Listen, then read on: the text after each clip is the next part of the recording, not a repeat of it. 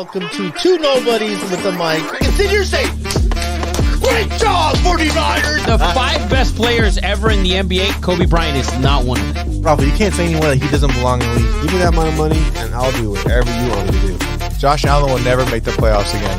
The SEC is straight trash. This fool was a crumb bucket. Oh, he was in one of those Yeah. vests? Yeah.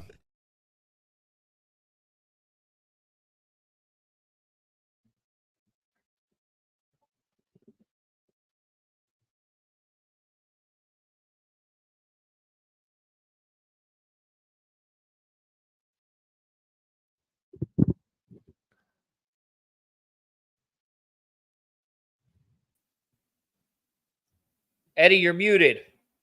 Okay. Press unmute on your screen, Ed. You muted everyone, by the way. I did? Okay, how about that? Dude, I don't know how that There you happened, go. bro. I don't know how that happened. That was Eddie Money. Okay. Let's go again. Okay. What's up, everybody? And welcome to Two Nobodies with the Mic, episode 98. We are live and direct on a beautiful Wednesday night in Southern California. Guys, let's go. Who do we have joining us tonight? Eddie Money, you in the house? Executive producer? What's up, man? There he is, man. Yes, executioner producer just muted all our shit. We got Rafa, the guru's in the house. What up? What up? What's going on? The sweetest podcast room you've ever seen, man. Just unbelievable. CJ, whoa, what up, man? How you doing? Look at that. CJ in the background doing his thing, making sure this shit runs well. God, we look like we have a whole cast and we got all our shit together. I built a new podcast room too, Rafa. What do you think? Nice. I love it. Yeah, guys, we have a ton of shit to go over, but let's just go over one simple rule that we have for the show. And that is only one rule. CJ, what is that rule?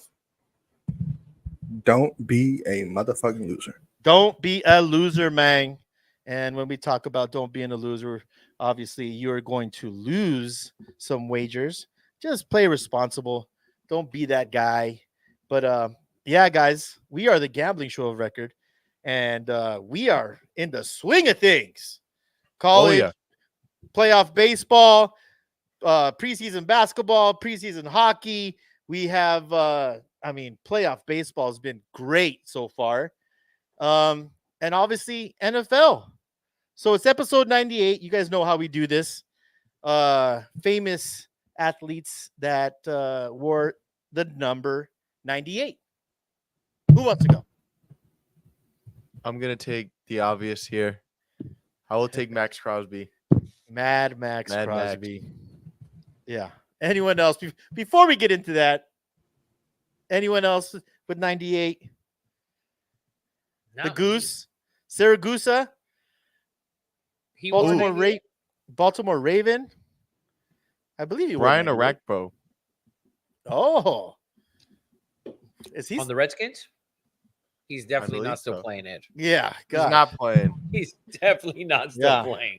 Are you sure the Raiders could use him right now? Didn't Javon Hargrave wear 98? Philadelphia Eagles now. You may be right. Now he's a 49er, right? Yeah, he wears 40. He wears. That's what I'm saying. He wears 40. He wears 98 with the 49ers. Correct. Oh, nice. All right. Congratulations. Yeah. Okay. Niner gang bang. Gang bang Niner gang. Bang, bang. Well, let's get into Max Crosby a little bit. I mean, obviously, we're going to cover the Raiders a little bit, but went to Rafa's beautiful home to watch NFL on Sunday, and we got into it. And I've said this before on the show that Max Crosby is touching the precipice of being the all-time greatest Raider of all time. And I got a lot of pushback from a lot of Raider fans, but I debunked all their Raiders. Now, it's a sad state of affairs that I think that, because you think about it, I mean, don't say Charles Woodson because he left and came back. Don't say Tim Brown because that's ridiculous to say Tim Brown. And the only other acceptable answer is Jim Otto, who hasn't played in probably 55 years. Rafa? What about Howie Long? Howie Long? One of my favorite Raiders of all time. Right there. But I don't know, man. I don't know. I don't know why I can't say he's the best Raider of all time. But either way. So you wouldn't give the best Raider of all time to anyone who actually won a Super Bowl on the team? That's the thing. Like, fucking Max Crosby's great, wonderful, Mm-hmm. but he's accomplished absolutely nothing. Like, Yeah, literally nothing. He has no zero defensive player MVPs. Mhm. Like, nothing. He's nothing. They have accomplished zero. I can't argue that, but my rebuttal to that is he's changed the identity of the Raiders. For So me, what? at least. They're 2-2. They Hey. haven't changed anything. Like, what identity? This is the thing about it, that if you're how many Super Bowls Raiders have? 3, 4? 3. So they have 3 Super Bowls. Yeah. Okay, 3 Super Bowls, and they were phenomenal in the 80s, right? How the fuck can a guy who's been playing for 5 seasons at defensive end with not even a defensive player MVP award is going to be the best Raider of all time? That speaks volumes of, in reality, how shit your franchise is, if that's who you're saying is the greatest Raider of all time. Yeah, that I have no argument for, unfortunately, because it's been a shit show. It has been a shit show. So that being said, Like if the Steelers came and said TJ Watt's our greatest player of all time. Like what? The Steelers would never say that. The Cowboys coming in and saying Micah Parsons is the best. No, not even DeMarcus Ware. Like, and how can the Raiders now? And so not that they're not irrelevant off the field, they're irrelevant on the field because they're very good year after year after year after year. For you to come out of nowhere and just say, "Oh, Max Crosby's the best player, best Raider ever," that's why it's outlandish. According to, I looked it up. Bleacher Report has Gene Upshaw as the greatest Raider ever. also a relevant pick for sure. But They have Gene Upshaw and Art Shaw 1, 2, and then 3 is Tim Brown. Arcel, Art Shell as well. Hell of a coach, hell of a player, yeah. all around. Who would be your best Steeler of all time, Rafa? The best Steeler of all time? Fuck. I mean, for me, I hate him. I thought he wasn't very good, but I wasn't alive at that time. But he won 4 Super Bowls. Has to be Terry Bradshaw. I agree. And then it could be Big Ben. It could be Franco Troy Harris. Polamalu, Franco Harris, Lynn Swan. Yeah. Like, there's a fucking list, and nobody will debate you on it. What about It's like, all right, I accept that. what about Dallas Cowboys? Troy Aikman, Emmitt Smith, who else?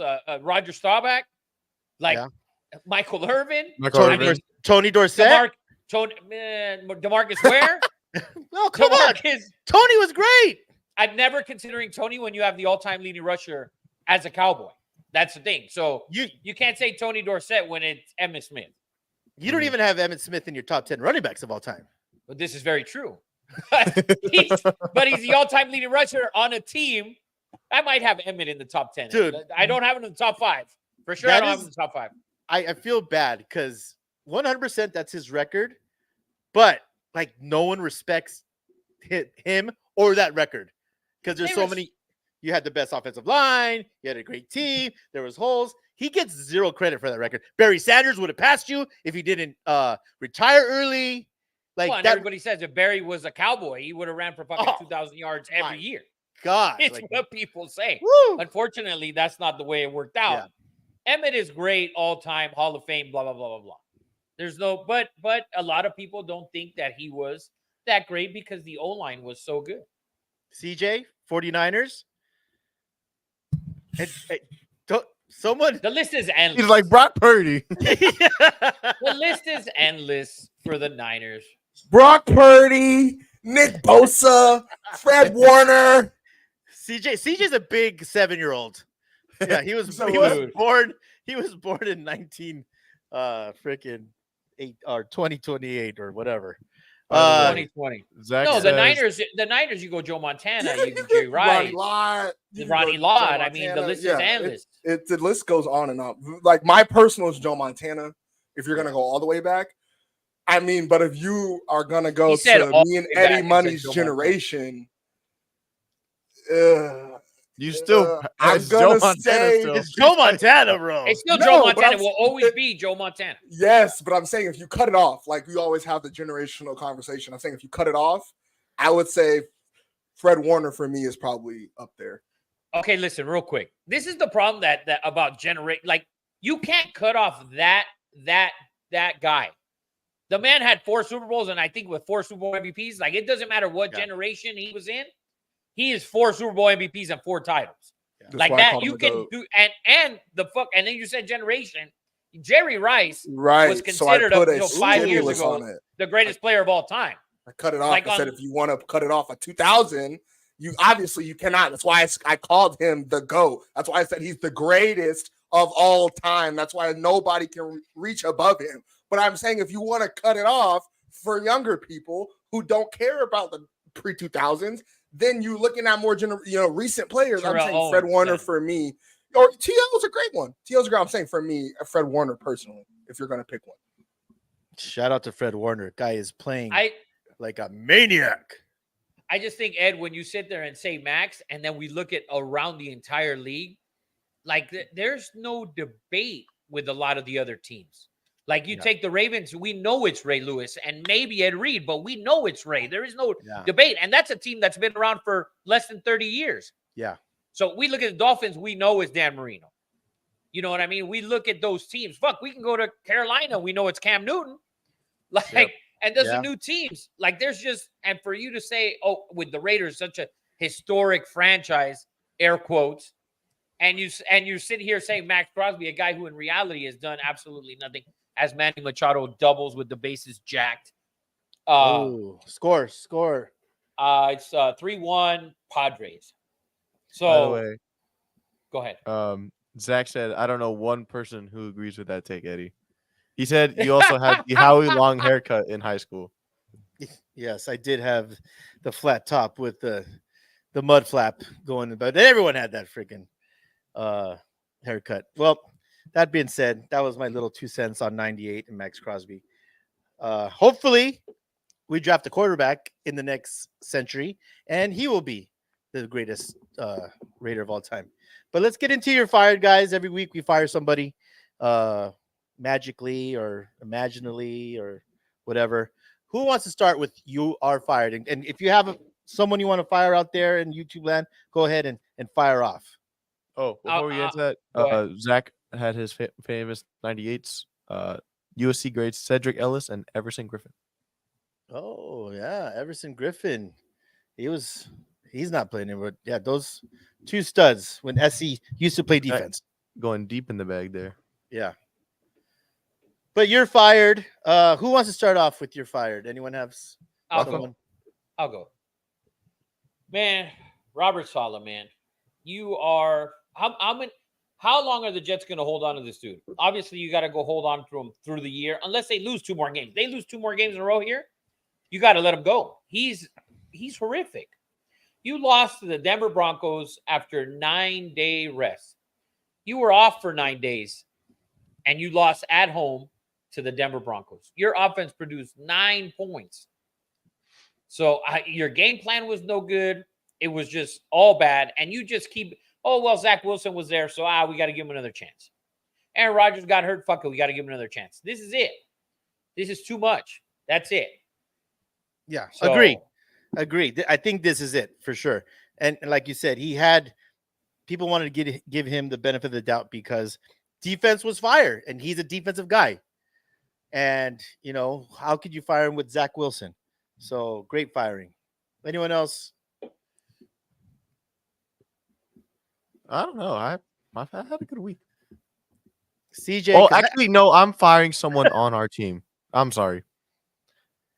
I'm firing Jacob because he is a hater of baseball, and I am absolutely loving baseball right now. He's a hater of the Dodgers, which No, he said baseball needs a whole revamp of itself. they just did a revamp. Playoffs, pitch clock, games are now 2 hours and 15 minutes instead of 3 hours and 15 minutes.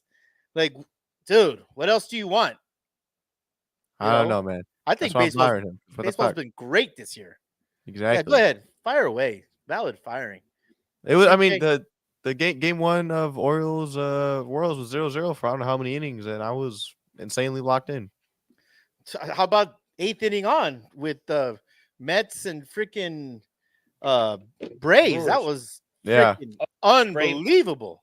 On Monday was phenomenal. That was insane. Even the last inning of game one of Tigers Astros, bases loaded with 2 outs. Yep. High intensity games being played. Yeah, playoff baseball is great. Great. Michelle also says hello.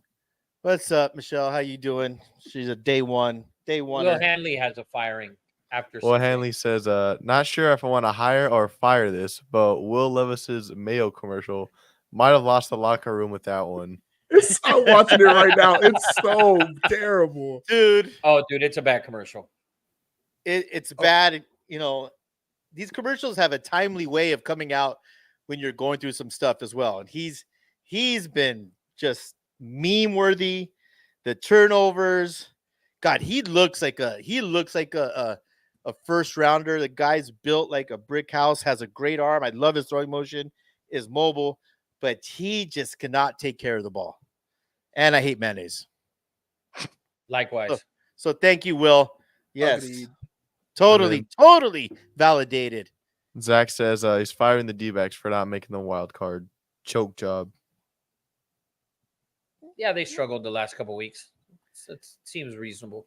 Yeah, totally reasonable. But I mean, the Padres were on fire the last 15 games.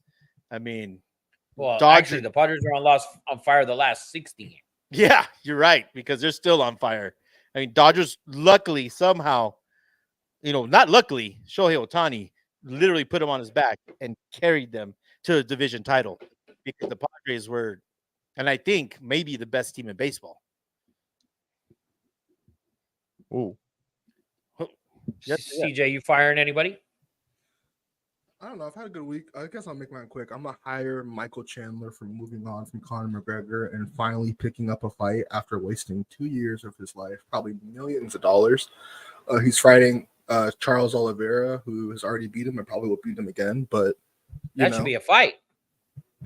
Yeah, Michael Chandler comes out fast. Usually he doesn't have very much of a gas tank, but Charles Oliveira is one of the most exciting fighters in the UFC. So, once they both step in there for, the second time, it should be exciting. But I just am glad that is stepping away from Conor McGregor, who I very much don't believe is ever going to fight again in the UFC. So give a little bit of credit to Michael Chandler. And Michael Chandler has somehow stayed relevant. Like, he hasn't fought in 2 years, but you see him everywhere. He's first row. He's taking pictures. He stayed relevant because of Conor McGregor. Yeah. Yeah. Okay. Fair enough. Well, this firing is going to get a little personal, Rafa, so put on your seatbelt because I am firing you. I wasn't here last week. I was at the Dodger game. The Travis Hunter hate, or not the hate, but saying that, he's not a good defensive back. I agree with your take on that. T-Mac is a better receiver, but Travis Hunter has to be top 3 Heisman vote getter right now. And I don't see how anyone could see it any other way. Would you like to retort and maybe backpedal on that statement, Rafa? Hell no. Hell fucking no. Travis Hunter's out there playing fucking turds, okay? Listen, Richard Sherman, he's so good a defender. Last year when the game on the line against Stanford, they cooked his ass, roasted him. Stanford, 2-star Cats with no fucking quarterback. Stanford, who won like 3 or 4 games. Stanford cooked them. He's out here playing fucking against KJ Jefferson. Oh my God, KJ Jefferson. He got cooked against Nebraska too. He get cooked every week. And all of us, because he's on Deion's team, we got on, and man. by the way, on top 3 Heisman, are you out of your mind? Jalen Milroe, Nico. Yeah, and Travis Hunter. And Travis Hunter. Fuck Travis He's the Hunter. third. Bro, Bro, you Fuck maybe, cannot fuck sit Travis here and argue that Travis Hunter is not a top 3 Heisman pick. Are you serious? What are we basing it on? The best player in the fucking country. What are we basing it on? What He what plays makes him a Heisman? Statistics. What Play. statistic? Okay, what statistic are you Does he giving not me? lead his team in receptions and yards? His team sucks dick. So there's that. They were just That- that's not 14-point true. underdogs and won That's not outright. true. One, Rafa. Guys, Colorado does listen. Shadur has 14 touchdown passes and 3 interceptions. All right, 14 touchdown passes and 3 We're not interceptions. arguing about Is Shador. he not a better Heisman hopeful than him? What is it? Are you telling me because he has 500 and something yards receiving on 47 catches? Is that what you're telling me? The man averages 12 catches, 12 yards of reception, while T-Mac's averaging over 17 against superior fucking talent. Wait Listen, till we get his ass at the They're end of playing the the season. same conference. You can It only doesn't matter. They haven't play. played the same teams. You can only play who's in front of you. Okay, and he's a We top. know that's not true. We know that's not true. Who's the leading rusher in hold college on, football? hold on. Who's the You leading love Vegas rusher so in the history fucking of much. college football? You love Vegas so fucking much. So let's go back to what Vegas had to say about the game. Vegas told you that Colorado was 14-point underdogs. That's what Yes. Vegas said. And Yes, then Colorado 100%. came out and tapped that ass. So what do you have to say about that? And in that game where they were 14-point underdogs, did you see that interception that Travis Hunter had? Vegas also had the Broncos as underdogs, and the Broncos won. Okay, Hey, so you're gonna every pick squirrel pocket. finds Favorites a don't nut. always I win. mean, 14 I points. could give you, I give you 50 games in the last 3 weeks that have gone the other way. Not 14 I'm sorry. points. Are you kidding? How many In the times? NFL? Are you, in the NFL, there's never 14 points. But guess what? 9.5 is equivalent to fucking 25 in the NFL. And guess what? The Raiders won that game. 7.5 in the fucking Tampa Bay and Lions game. Tampa Bay won that game. The Okay, equivalent to Rafa. that in college is fucking 20 points. But here in That's this NFL, though. That's game, different. Colorado traveled to Florida across the Central country. Florida. But Don't say it doesn't Florida. matter. It does not Central matter. Florida. It does not matter. They Central were Florida's better than 14-point Florida. Central And Florida. Florida Straight State. trash. And Florida State. Yeah. No. Yeah, but you saying Florida like you talking about even the Gators were. No, but you Or said Florida Central Florida. State. UCF is the second best team in Florida. What, you out of your fucking mind? Who else? my Who God. else? Who else? Oh my God. It's Miami and Central Florida. Are you guys can't you nuts? can't say the Gators and you can't say Florida State. I guarantee if the Gators played fucking UCF this week, they would roll them. Oh, I'm dude, pretty Like, sure are they you guys do. serious? Napier's Yes. about to be fired mid-season. Mid-season, Napier is about Should to we get look- fired. Should we look at who they played head to head? Give me the head to head games. Who the fuck has UCF played? I know the one good team that Travis Hunter and his boys played, and they got their ass tapped. Straight tapped. Ass Dude, whooped. he makes plays and on both sides. By the way, he's playing almost every snap both ways. Like no one's done a shit Like fucking Pop Warner. By the way, UCF is playing Florida away, and they're favored by 2.5. Woo! When is that? Is that this week? That's this fucking week, motherfucker. Oh, I see a blue Woo! jet. I see a blue jet. I see a Go blue jet. Gators! Go Gators! Choppers, baby. Oh, that's Gonna good sit- stuff.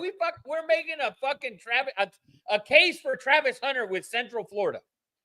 That's That's fine. what the- He can have all the talent in the world. Fine. I don't like him. T-Mac's a better receiver than him, and you got cooked by fucking Stanford, bro. Dude, Oh, you're You bringing can't bring up up one Stanford. game. It's one half. It was one half. Okay, What? Zach The Zach end has a before the decent- game, by the way. Zach says he's not. Boise State running back Ashton Jeanty is ahead of him. You can, Bro. that's a good argument. That's the Boise only ha- argument. You have Yeah. to consider he's playing both ways.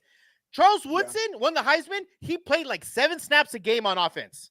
Okay. Yeah, No- but Charles Woodson was prolific, and he played, and I don't know if you know, Charles Woodson played in the Big Ten. This motherfucker's playing against turds. The only game they played against a decent team, they got their ass whooped. I'm gonna look up his stats right now. Luckily, I have this computer here with me. I'm gonna He look has this shit 46 up. receptions for 561 yards, 6 touchdowns, and a 12.2 average. Yeah. God And T-Mac damn, averages dude. 17 yards a catch with And- less catches. There's other talent at receiver on that team, by the way. Yes. Oh, I- let's stop. It's not like he's the only target. T-Mac has got shut down twice. Travis Hunter has got shut and down yet he at still all. averages 7. Huh? Travis Hunter has not got shot down Like, this you're year gonna make me, at You're all. gonna make me do this shit. You're gonna make me pull these motherfuckers stats. 132, 7 for 132, 10 for 110, 13 for 100, 7 for 130, and 9 for 89 and a touchdown. He has not been Dude. strapped. And he makes key defensive plays. He You know causes what? fumbles. He gets great interceptions in big moments of the game. The And guy they play a ranked team this week, Rafa. So No, if they they- beat Kansas, They don't play a ranked anybody this week because they got to buy. So they Oh, play next Kansas week. State next week. next week, So- next week. Let's So, look at their next let's look at- week- hold on. Let's look at the teams they played. So they played Baylor. Baylor is 0-2 in the conference and almost lost that game, by the way. They needed a miracle play by Shadur at the end. So where was his impact there? I don't know. I think he caused the fumble. Guess what? to Guess get what he the didn't ball do? back. Caused the And fumble. then He he caused was the a huge- fumble to get the to ball get back? them back the ball Yes. to win the game. To win the Oh, game, stop he it. made the play. Shadur made the key play. Oh, Then they beat Colorado whoa. State. They don't back without Travis. Oh my God! Hold on. Colorado State's 1-2, guys. Here we go. Colorado State 1. Oh wait, they're 2-2 now. Colorado State 2-2. So they haven't faced a team with a winning record except for Nebraska. Guess who beat them? 28-10. Tap that ass. Oh, and let's not forget North Dakota State, who's 4-1. UCF has a winning record as well, and they UCF is trash. Well, UCF has played. I really thought you were going to go the other way. You doubled down, man. It's great. Yeah, I don't give a fuck. UCF has played New Hampshire, Sam Houston State, and TCU, who's 3-2. Woo, man. They played some dogs, ain't he? He's playing some dogs out there. Come on. You know what? Yeah, I'll leave it at that. I did have someone else to fire, but we'll get into that later. Zach, It rhymes. Listen, Rhymes says with over he'll the take potato. Will years, Johnson you watch from Michigan enough- over Hunter. Look Oh. at fucking Zach. Well, as a That cornerback, okay, he's a top. Okay, Will Johnson might be the best cornerback in the country. So I'm not saying he's the best receiver or he's the best wideout, but bro, when have we seen a guy who's probably top 5 in both? In both, He's like doing something that nobody in Yeah. in the past fucking 20 years it seems like has been able Thorpe. to do. Jim Thorpe, probably the last one. Oh my God. In the Big 12. And before that, in the Pac-12, and it's Do you irrelevant. want him to magically appear in the fucking Red River rivalry? Like, what do you want him to do? Would it only count if you did this in the SEC, Rafa? Or Right, like Or do you the want him Big to Ten, fucking or in the Big magically Ten. fucking How pop about up you in play- how Crimson about you Red and beat an Iron Nebraska? Ball How and about you fucking beat play Auburn? Nebraska? What do you want him to Nebraska, do? listen, Bro. Heisman winners aren't winning fucking 6 games. Heisman winners don't win 6 games. You want to be a Heisman dog?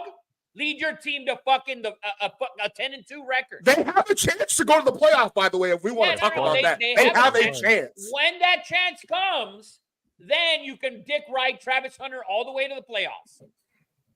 Dude, I would love it. Eddie, can you find a list of Heisman favorites? If Travis Hunter was not on Dion's team, he would just be another Bro, dude. no. playing well. Listen, Travis Hunter came out as maybe the best high school football player in the entire country. And He how was. many He was the times do number we one see recruit. that? He was preseason number 1. We see that shit all the time. We see that all But the he's time. lived up to it, though. We don't see that all the time. Right. He's lived up to it on a team against opponents who aren't very good. Who's the best receiver he's faced on defense? Do we know the best receiver he's faced? Has he faced a top 30 guy? Because he ain't faced the top 30 team. Has he faced a top 30 dude? How about a He top just 25 happened to be the quarterback? most impactful player in the most meaningful game for the team that he is on. The most team that he meaningful is on. game. The most meaningful game was at Nebraska when you talked all sorts of shit last year. A game Listen. that, in reality, if you watched it, that quarterback from Nebraska gave it up, and if not, it was 0-0 with 3 minutes left in the second quarter. So the most impactful game that they had, a fucking rivalry for years and years and years, far before you two were born, and he was garbage. 28-10 loss. Listen, there was not a chance in Hades that Colorado was going to go in there this year and beat Nebraska after what they did last year. How about I mean, that irrelevant in the game, It was that was 28-0 their at Super halftime. Bowl. That was their It was Super Bowl. 28-0. It was Look, 28-0 at halftime. I'm saying Nebraska was just like everyone's hair was on fire. They were not losing to Colorado Okay. after what happened last year. Colorado plays Arizona in Arizona's defense 2 sucks. more weeks. Yeah, would but he love will. to see You know him who line he'll up be against guarding? You know T-Mac. who he'll be guarding? Oh my T-Mac. God! Don't If they he play cooks him, Kansas State? hey, they play Kansas State They first. play Kansas State, A and then they quarterback play who Arizona. cannot throw the ball. So A now quarterback you're who making can't throw the ball. excuses. I'm not making My excuses. point- Now you're making They're playing. excuses. I'm just letting you know he doesn't throw the ball. You watched the game. You were dick riding the Oklahoma State Kansas game. The Kansas State quarterback does not throw the ball. Don't tell me he Rafa, does. You are saying they don't play anybody, and then we're telling you that they're playing a team in the top 35 and then a team in the top 25. So I don't know if they. Yeah, and I'm letting you know right now, the Kansas State, I want to see him do it against T-Mac. Go guard T-Mac. That's what I'm trying to say. Wonderful. that's If he what does Eddie, that, I'll fucking backpedal. But I want to see him guard him. But don't let T-Mac put up 5 for 130 and 2 touchdowns, because I'm gonna be dancing on this shit with a Okay, but it has to be You're not gonna against get 100 Travis. Can we get like a TH tattoo? Can we get some kind of something on the line here? By the way, Heisman odds: Milrow is at plus 270, Travis Hunter's at plus 350, Cam Ward's at plus 550, and Ashton GT's at plus 750. I'll give you guys 500 plus 500, $100 minimum bet. Bet them all on Travis. I'll take them all. Send them a private message, DM. Fucking, I'll book them all. Book them all. I wouldn't take that because I agree with you. First of all, you only win Heisman's if you play in the SEC and if you're a quarterback on a winning team. You know, the fact that Those are 2 qualifiers. Yeah, you have to be that, or running back for Alabama. That's it. So, But God forbid you play west of the fucking Rockies. Oh my God, we'll forget about all those other Heismans. Zach said he better line up against him every play. Every fucking play. No zone He coverage. won't. Shit, He won't. I guarantee you he won't. By the way, bet the over on that game because those 2 teams suck defensively. Yes, they do. Well, you know, that is your fired. That went a little long. But thank you guys for giving us your firings. Let's go through the blue chips, man. Go ahead, Eddie Money. Last week in NFL, we went 6-5. We had the Bengals -4, Redskins Cardinals over 50.5, Raiders and Browns under 37, Raiders -2, Ravens -2, and the Seahawks and Lions over 46.5. In college football, we ended up going 4-7. Big favorites did not do well. Miami did not cover. Michigan did not cover. Ole Miss did not cover. Ohio State. Texas did not cover. Ohio State was the only one that covered. Oregon covered the first half, but not full game. Penn State couldn't cover first half. And Clemson Stanford fell short by a field goal to cover the over. And skin tone picks were 1-1. Wisconsin plus 7.5 first half cashed, and Stanford could not cover the 21. That skin tone Wisconsin pick first half was phenomenal. They Super actually sharp. got unlucky there at the end, by the way. They almost covered that. I was literally taught. I came in Eddie's room and I was like, damn, I'm about to get both. By the way, I'm about to get both. Real quick, that Wisconsin game, this is the problem. This is the problem I have with coaches, right? And you see it all weekend in the NFL, and Eddie had a huge problem with it as well. Bro, you're down 17 with whatever it was, 4 minutes or whatever. Guess what doesn't go into 17? 2 touchdowns. You needed a field goal. You kicked that field goal, you're only down 14. Yes, you would have helped us cover the 16.5. And at game time was 14.5. But you needed to kick a field goal no matter what. Also, the other thing, I was watching the Lions on Monday night. It's 28-20. Why are you going for 2 in the third quarter? Why are you going for 2, period? Yeah. If you want to go for 2 to try and win the game, you get to that point. There's what is a 28-22? Like Green Bay did that on Sunday. Down 28, that they were down 28-14, scored a touchdown, 28-20, and then they went for 2. It's like, oh, we're down 6. What does that? What in the math does that work? It doesn't matter. It's going for 2 to make the lead 6 instead of 7 is the same shit. Because if the other team hits a field goal, it's 9. Oh, if they get a safety, is rare as fuck. So if that's the stupid logic that NFL and college coaches are using, you guys are idiots. Yeah. And I don't know how the fuck they get jobs. Supposedly there's a book that even the commentators say, well, the book says you should do this and that. That book needs to get thrown away. and it's becoming an epidemic. People are going for it too soon. First of all, they're doing it in the first half. Get points. Punt the ball, get points. If you're on the other side of the 50, risk reward, it's not worth it. And it's too early. It's just they're doing it in the first half, and it's driving me insane. That is oh man, you're spot on with that, Rafa. It's really bad. You're really grinding his gears with that one. Yeah. It's brutal. But let's get into some NFL, man. Yes, sir. All right. So Thursday night football, banger. We get Kirk Cousins back on prime time. We get the Buccaneers at the Falcons. Falcons are favored by 1.5 with an over-under of 43.5. Rafa? Man, Thursday night football, man. You know how I like the unders. Thursday nights, Amazon, I love the under. Yes. The problem in this game is that head-to-head, the last 8 matchups, this over 7-1. So that's going to be something to keep an eye out. I still like the under just because it's Thursday night, short week, divisional game. And Kirk Cousins on prime time, we know is a struggle. I like the under. Did you guys see all that shade that Tom Brady and dude, he always gets himself Baker Mayfield, he always gets himself in these weird ass, battles with people. He came out and said that, guys weren't having fun. I come in here, I make sure guys are having fun, this and that. And Tom Brady, during his game came out and said, you know what? I approached the game different. I thought that winning Super Bowls was fun, but I held people accountable. Like, he let Baker Mayfield have it. Like that, you don't want to ever get into a pissing match with the GOAT. And that was just a little side note on that. And but Baker Mayfield's played very, very well, man. Very well. Extremely well. Yeah. I would also fade Kirk Cousins. He got lucky with that last prime time. That was in the script. That's why. I was in the script. Yeah. It's not happening again. He can't do it like that. I But don't know, man. But or if you had to take someone in this game to win, who you guys taking? I would take the Bucks. I would take the Bucks just because all the trends say so. But it's a division. Trends are slightly skewed because Tom Brady was there for like 6 wins.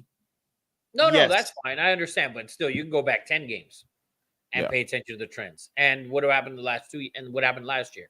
Mm-hmm. So you'd have to take a look at Tampa just because. But I like the under. I'll take the under. I would go with the Falcons simply for the fact that they're at home. There's a lot of buzz. People are loving Raheem Morris. The only person that's probably not everyone probably wants to, grab their torch and pitchforks for is Kyle Pitts, who seems to be. Oh my God! Did he have a catch or like what's going on with Kyle Pitts? And 0. Absolutely. Everyone thought that this was going to be the year, but even I did. Well, tight end play is down for a lot of the guys, but this is true. Kyle Pitts is just beyond horrible. At this point, like throw away the potential. Did he even have one decent season yet? Like last year? Well, his first season, I think he had 1,000. No way. I think he had a rookie. Yeah. Did he? Yeah. But I would take the Falcons at home. Next up, Eddie Money. Next up, Jacob we have says he had. Sorry, real quick. Jacob said he had 0 points in all. Yeah, this week he had 0. Yeah, that's rough. And then we got our first international game. We got the Jets and the Vikings in London. Vikings are favored by 2.5 with an over/under of 40.5. This game, man, is bro. I said it in the You're Fired segment. I mean, Robert Saleh's done. He's underachieved. Yes, he had Zach Wilson, but you have a phenomenal defense. And you lost a game last week that you shouldn't have lost. But at Minnesota, by the way, is 5-0 in their last 5 games against the AFC. That was with Kirk Cousins and whoever it was last year or whatever. But I like the under 40.5. You saw what the Jets did last week at home. Yes, it was raining, but they're traveling across the pond, time difference, etc. And the last 5 of the last 6 for Minnesota, the under against the AFC is 5-1. So I take under 40.5 here. I'm actually going to blue chip under 40.5. Blue chip that shit, man. Ciao. But I mean, Aaron Rodgers and Salah are not getting along. So one has to go. I know they had like 5 false starts in the interviews or whatever, in the post-game interviews. Salah's like, they asked him about, the cadence, and Salah came out and was like, yeah, we might have to change that and this and that. And something was off. And then they asked Aaron Rodgers in this, in post-game. He's like, we haven't had an issue all year. I haven't changed my cadence. It's just a one-off. We had something go wrong. So they're not even seeing eye to eye on any level. You've seen the push away, like, don't hug me yet. You've seen Aaron Rodgers on the sideline. He can't fake his mood. He's just seems disgusted.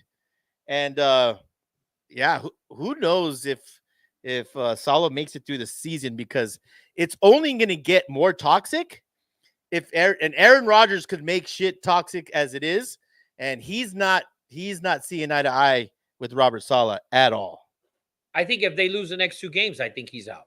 And I don't know who the next game is against, but I think he's out, and they'll bring in, they'll upgrade whatever. Paul Hackett, or Hackett's still there, right? Nathaniel Hackett. Yeah, he's Nathaniel OC. Hackett.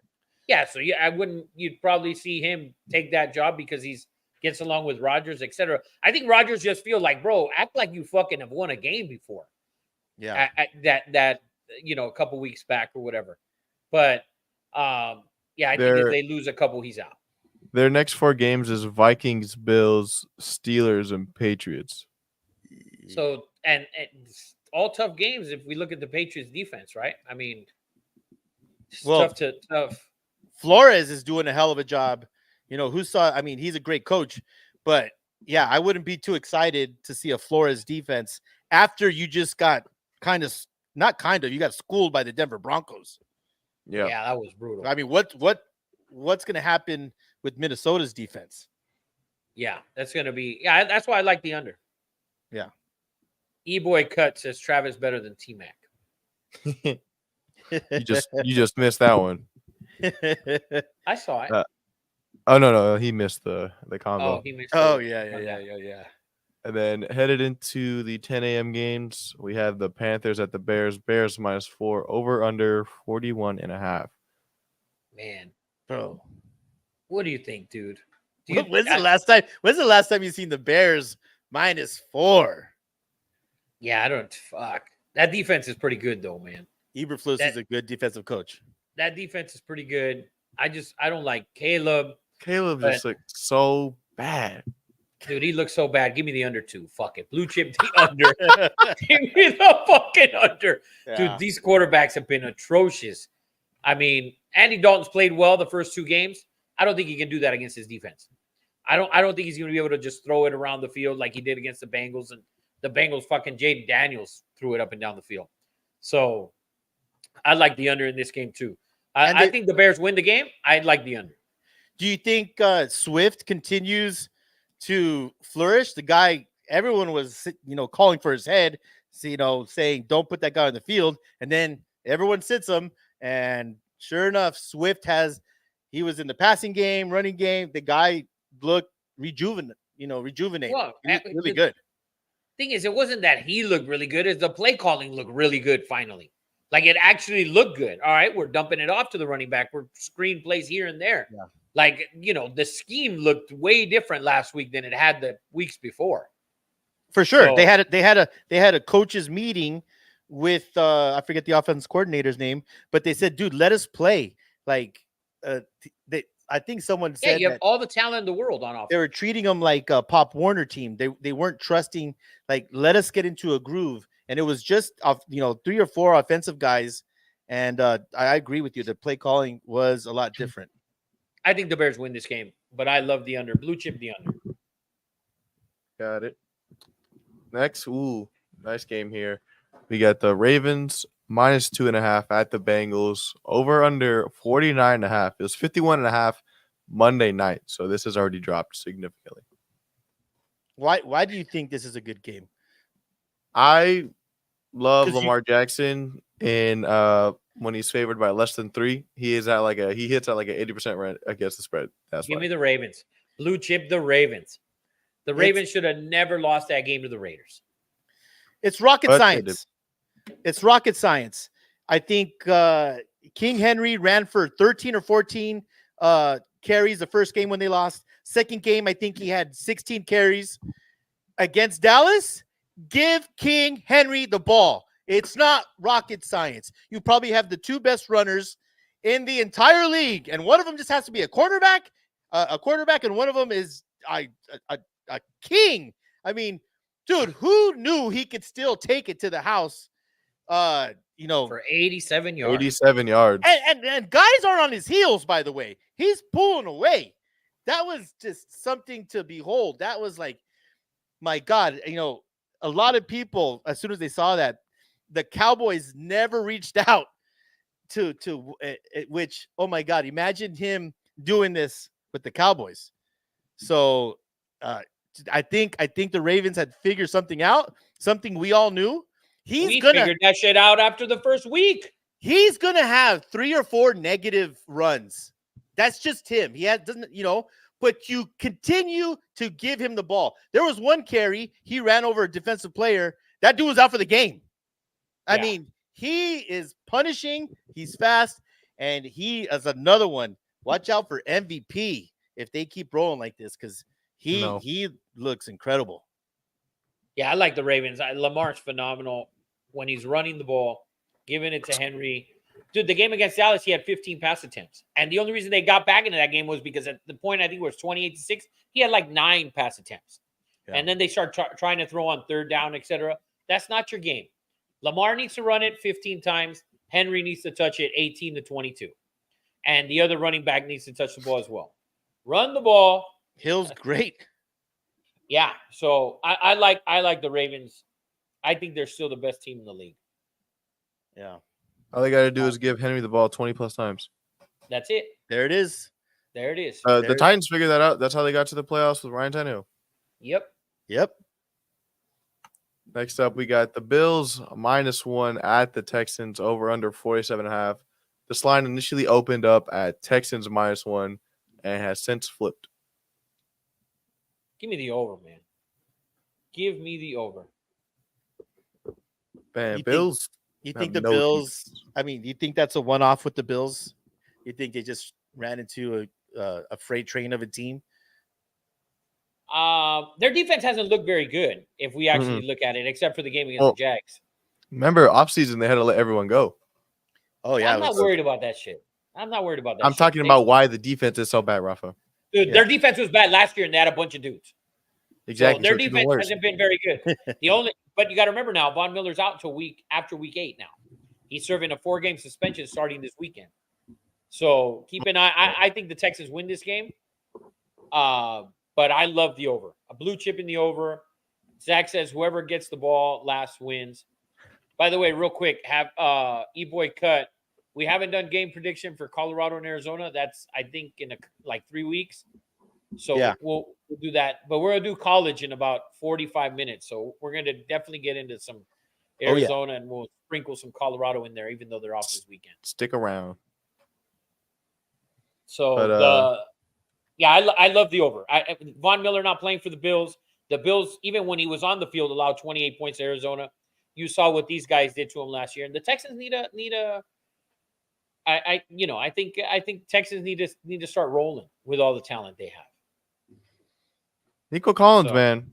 Look at him. How good is that dude? Well, let's not give. I mean, CJ Stroud. Come on now. CJ Stroud is a dog. Yeah, so you're gonna discredit Nico Collins? No. I'm just saying we're gonna skip the obvious. I mean, CJ Stroud is the reason they're in this position, not Nico Collins. Boy, that's not what I'm saying. I'm saying Nico Collins has been playing great when everybody thought Stephon Diggs was going to be the wide receiver 1. Boom, not anymore. Boo. We didn't think that. None of us thought that. We knew that, Eddie Money. We knew he wasn't none of us thought that. Yeah. Shit, I would have him as number 3 behind Tank Dell, who hasn't done shit. Blue chip the over in this game. Let's go on to the next one, dude. Should be a Raider. Oh, I think he's it's not. talking about CJ Stroud. Yeah, 100% he is. On to the next one. We got the Colts playing the Jaguars. Jaguars favored by a Oh. field goal. Over under 46. You got potentially Joe Flacco versus Trevor Lawrence. Dude, these two teams suck. Like the Colts roster fucking good. The Colts roster is actually not bad. Are you guys now, Eddie? Are you gonna just denounce AR-15 and all the bullshit you put me through last year before the draft? That this guy was good and this and that, and I loved his potential. He can't stay on the field, and then it doesn't help that Joe Flacco comes in the very first play and throws a touchdown. But yeah, I mean, I still would like to see him. I think he's still only hasn't even started 20 games yet in his career. I Yeah, saw well, that stat. 20. It's pretty crazy. He hasn't even started 5 games, I don't think. Well, I'm talking no, about like college, college and NFL. Oh, okay, yeah, you're probably So his arm's undeniable. He's 6'6", 240. He runs like the wind. I mean, he has to figure it out. He had a limited practice today, so did he? he's on the Oh, fence he's of not playing playing. this week. If Joe Flacco's playing, I'm blue chipping the Colts. Put Well, that here's the- in the blue chip. Jonathan Taylor is also hurt. Jonathan Taylor is probably not playing. Trey Sermon will be filling in. Jonathan Taylor did not practice today. Dude, Trey Sermon dog, by the way. Jags just look trash, man. Like if they lose this week, do you now fire Peterson or what? God. I mean, is it really Peterson's fault? Oh no, it's fucking Trevor Lawrence. Like I told you Okay. guys, he sucked dick. I told you guys Look, he sucked dick. You are stuck. You are stuck with Trevor No, I know Lawrence. you are, but dude, it was bad. Told you guys. You didn't believe me. I had Trevor Lawrence hate. No, He's it's just garbage, man. no. You led that charge, and you are 1,000% right.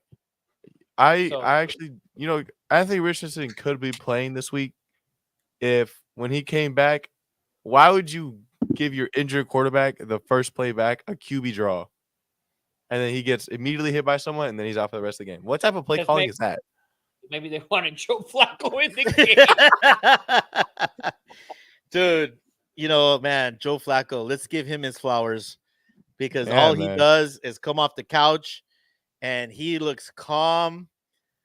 He's just a veteran, man. He's a veteran and knows where he's going to go with the ball.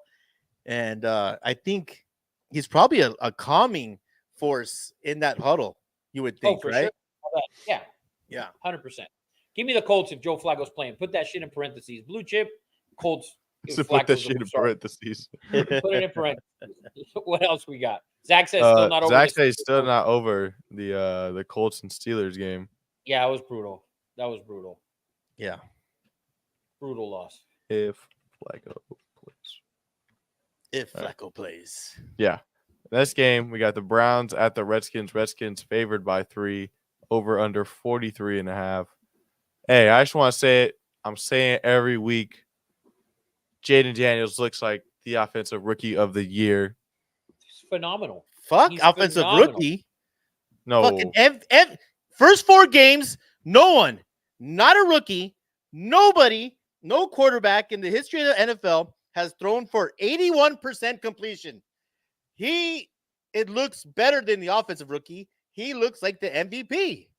And by the way, he's not dumping it off. That No, motherfucker's he's not. He's making airing it that thing out. rain. He's making plays in big time moments, Yeah, in he's making crucial it rain. situations. He's making it rain. And the Browns just look, dude, just totally and just disarray. Like they were missing 2 tackles last week. Yeah. The offense does not want to block for this man. I mean, the Raiders were putting pressure on him without Max. Dude, Christian And Wilkins had a game. Oh, relax. That guy had Look, fucking one play. the whole He had a game. the That whole guy was so underachieving. he's a defensive tackle, Rafa. I mean, you can't hold Not everyone can be Chris Jones, okay? yes, or Aaron Donald. Yeah. Or Dana Stubblefield, it looks like at this point. Zach No, asked, That motherfucker got Albert Haynes worth money. Zach asked why the line is only 3. He says it can't be right. Oh, it's right, Zach. It's right. This is a trap game. This is a trap game. The Browns have looked terrible. The Redskins have looked phenomenal. They're at home. Stay away from this game. Don't even watch the motherfucker. You're going to be sad if you bet the Redskins in this game. I think it's a total trap game. But we'll see. I'm staying away from this game. Is Massage Watson getting some kind of special Vegas treatment? love? Bro, he needs something, dude. Poor guy, man. Deshaun, go get something, dude. Poor Something. guy. What? Go get something. Yeah, Oh, he's definitely not poor. Definitely not poor. Definitely not poor. Dude, my prediction, I'll give you a prediction. Cleveland management is going to set this dude up like a sting. They're trying to get out of this contract, bro. They're going to have like just masseuse walking back and forth in front of his house with the massage table trying to set his ass up. Because you want massage? That's the only way they can get out of this contract, which, is going down as the worst contract of all time. Ying Lee's going to roll through with a fucking, I got massage for you, Mr. Watson. Yes. Baby oil and all. Oh, no. Diddy. Where's Diddy at? No Diddy. What else we got? We got the Dolphins playing the Patriots. Patriots are favored by 1 with an over-under of 36.5. Wow. Dude, how bad was Mike McDaniels? Terrible. That was atrocious. I stopped watching. He was I terrible. turned on Lions Seahawks. He was fucking atrocious. He everything that these a play caller and a magician and blah blah blah. His play calling was absolute shit. He made T-Dog, who's been formidable everywhere with the Giants, with the Ravens, everywhere he's gone, he's done fine. You made him look like absolute shit. Now, I'm not going to discredit Mason Rudolph coming in that game and playing 10,000 times better than Will Levis has played in his first 20 games or 15 or whatever the fuck he played. Not saying much. But Mike McDaniel's play calling was so bad on third down, and your play calling was atrocious. You had fourth down plays. Tyreek Hill's on the sideline.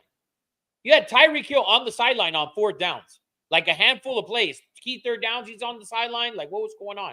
I don't understand what you were doing, Mike McDaniels. I'd stay. This is another game I'd stay away from. I definitely would. I'd watch the under in this game, to be honest with you. I was going to say I'd watch the under as well. You got to take into account that you probably have to get rid of half your playbook without Tua, unfortunately. So does he get any grace for that? No. Dude, adjust.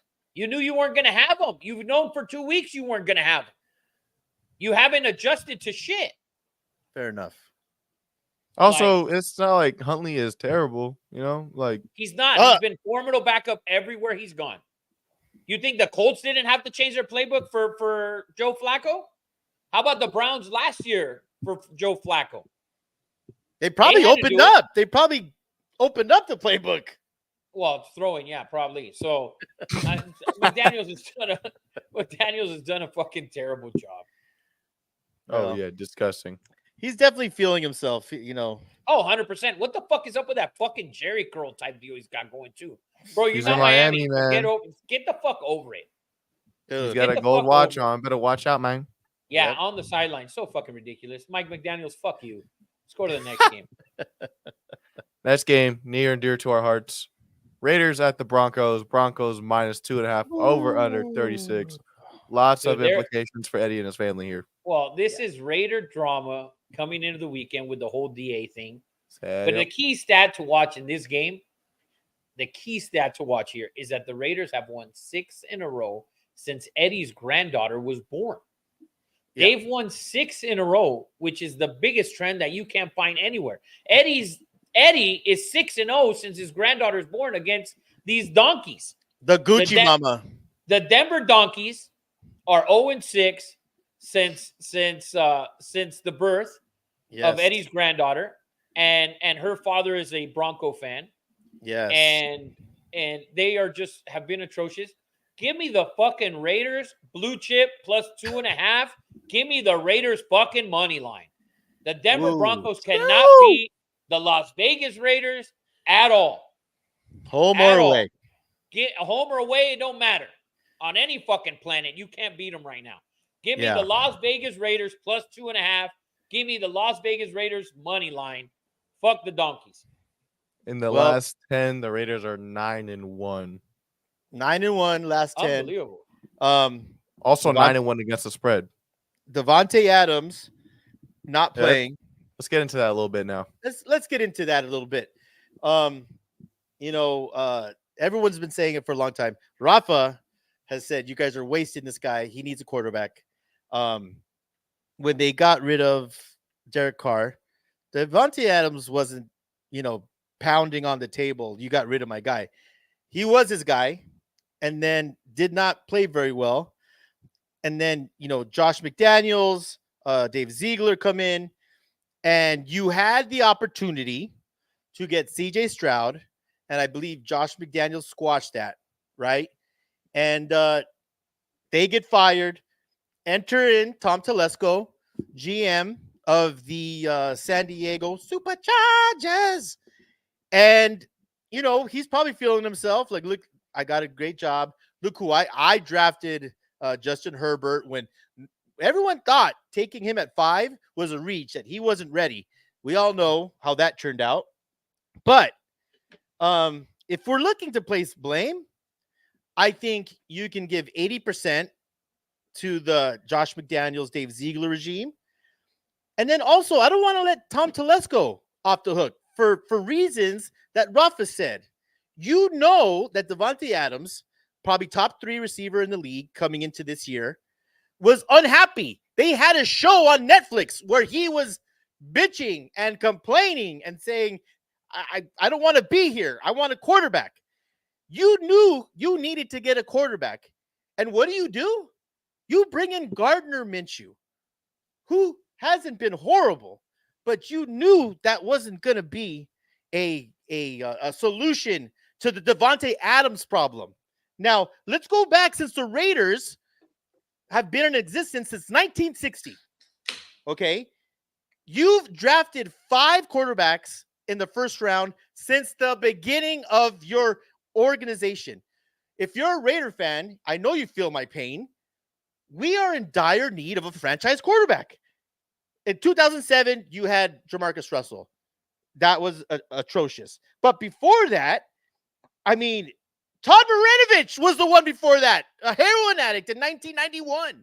How does an organization not draft a quarterback in the first round since 2007, and before that, 1991? And you wonder why the Raiders suck. We're not wondering. We know why. But our last franchise quarterback realistically was Derek Carr. I said winning franchise. I did it. He's right. Second round pick. He had one good year in 2016. He took us to the playoffs twice. Yeah, but did he have a winning record? Playoffs. He did. That's the closest thing to a franchise quarterback we've had. And that's another, sign of how bad the Raiders and why the Raiders have been so bad. You knew, okay, that there was a relationship with Antonio Pierce and Jaden Daniels, okay? You got to go all in. And if I had to bet money, I bet you Antonio Pierce went into Tom Telesco's office and said, please get me this kid, the Heisman Trophy winner. And that's why I place blame on Tom Telesco. Well, we need picks. We need to rebuild this team. First of all, we've been crap with our picks. Give someone the next 3 years of all 7, 8, 9 picks, because they haven't really done much. You need to go all in this year if it's too late for Milroe, Cam Ward, who knows? But I'm sick and tired of it, Rafa. It's systemic at this point. The best thing about the NFL is this. When the year ends, there's always hope. That's why I've been a huge draft guy, right? Because the fucking Raiders always have a pretty decent pick. And you never know when a Joe Montana, when a Patrick Mahomes, an Aaron Rodgers, a Justin Herbert is going to change your franchise for the next 15 years. And we haven't done it. and I'm fucking tired of it. And someone needs to fucking change it. I want Jaden Milroe. Give every pick. Give him the win casino. Do whatever you got to do because Raider fans are sick and tired of it, and we need a franchise quarterback. That's all I got to say about that. That's all. Damn. Damn, that sounded like a lot. Sorry. Well, who's to say that AP didn't try to trade up and get Jaden, but maybe we didn't have the price. We couldn't afford the price. What can't you afford? What I mean, I just said give away everything. Give away everything. You've seen what Jaden Daniels has done. Another thing with I love AP. He's very, or would you say, authentic. He's authentic. But, dude, stop showing your hands. We have to run the ball. We're going to run the ball no matter what. I love Jaden Daniels. Jaden Daniels is going to be great. You showed your hand, which makes it tougher to deal with GMs. If you know you're in love with that girl, don't tell everybody. Like, it's just he's almost too authentic. He needs to keep shit on the down low. I agree with that a little bit. Yeah, sounds like a fucked up organization. Let's go Raiders this weekend. Oh, dude, I have a headache now. Before we get off the Raiders, though, where do we think Davante Adams is headed? Is it a good idea for him? I don't roll into that a little bit. I heard I have an insider. I don't know if he's going anywhere, man. And I think it's wrong because the Raiders aren't going to keep him next year. The next 2 years, he gets $36 million a year. The contract isn't guaranteed, but that's a lot of cash for a 32-year-old receiver. And I do believe that DA has a little bit of ego. He doesn't want to have that bad look of being a malcontent. I think he stepped in a pile of shit by what was the word? Not demanding a trade, but preferring a trade. Oh, it was preferring. Yes. I hope he goes to the Jets. I hope he goes to the Jets. I hope he does. And that's going to be a shit show. Oh, everybody is saying only the Jets and the Saints because obviously those guys were his quarterbacks. But Saints have an issue every single year with cap space. Yep. They can't afford that extra money on there. And also the Jets, who they can't do that either. So it's got to be a team that is decent enough and can afford the contract unless he completely just restructures it, which there's two teams, Rafa. Sorry, I'll just be the last to let you talk. There's two teams that have money, and one of them is the Dallas Cowboys, and they just came out today and said we are not gonna, trade for DA. But the other one I like, and that's the Washington Redskins. They have a shit ton of cap space, and with those two, it'll be even a double whammy for me because I actually get to see how they would look if they were in Las Vegas. But if I'm then, I mean, McLaurin's great, but put DA in Washington, and they have the space. He's not going there. This is the problem I have. This is the problem I have with people saying the Jets, people saying the Saints. The problem is that the Jets and the Saints have receivers that are going to be their number ones and are already their number ones, and they're fucking in their third season. And you bring in this older dude and you bring him in there just because he likes the quarterback or he played with Rodgers, he played with Carr or whatever, and it's going to leave a bad taste in their mouth, right? And you're going to fuck up the chemistry there. The Jets look like shit. They can't block. In my opinion, the Jets should not trade for DA because they can't block. Their problem is not a receiver. Their problem is the offensive line can't fucking block, and they don't understand what Rodgers is doing at the line of scrimmage, obviously. And so, and then the Saints, you can't bring in DA. I think for Washington, if they win this week, hypothetical, let's say Washington wins this week, and they're sitting at 4-1, right? And Dallas is going on the road, and the Eagles haven't looked good. If you're Washington and you're sitting at 4-1, why not go for it if you're Washington? If Washington's sitting there 4-1, you make a play for him. I would, at least in my eyes. If I'm the Bills, I find a way to get this guy. I find a way to give up the money to get him because Keon Coleman is just a rookie. They don't have a real receiver right now. They don't have a number one. If you got that man, Josh Allen, I mean that's going to help Josh Allen a shitload. So and he needs a receiver. So I don't see the Jets. I can't see the Saints. He can want to go there. The other thing is the Raiders want a second round pick, is what they're asking for. Yeah. So who's going to give you a second round pick for DA? The Jets. Looking at them, they can feel, oh, you know what? If Buffalo loses this week and we win, maybe the Jets can consider it, but you still need to fix that offensive line. So if I'm the Jets, I wouldn't do it because you have Garrett Wilson. And Garrett Wilson is a phenomenal receiver, and I think that's just going to put a bad feel in there with them. But can I ask you the taboo question, Rafa? Here's the question that no one's, and I think if you are the Kansas City Chiefs, you obviously need a receiver. And you offer the Raiders a first-round pick. What do you think about that? You think either team would do that? The Chiefs said they're already out. So the Chiefs are out. So they're done already. The Chiefs said we're out of this. So I don't think the Chiefs are going to give up a first-round pick for that. So also the Chiefs' first-round pick, if they did get him and did succeed, it'd be a late first-round pick.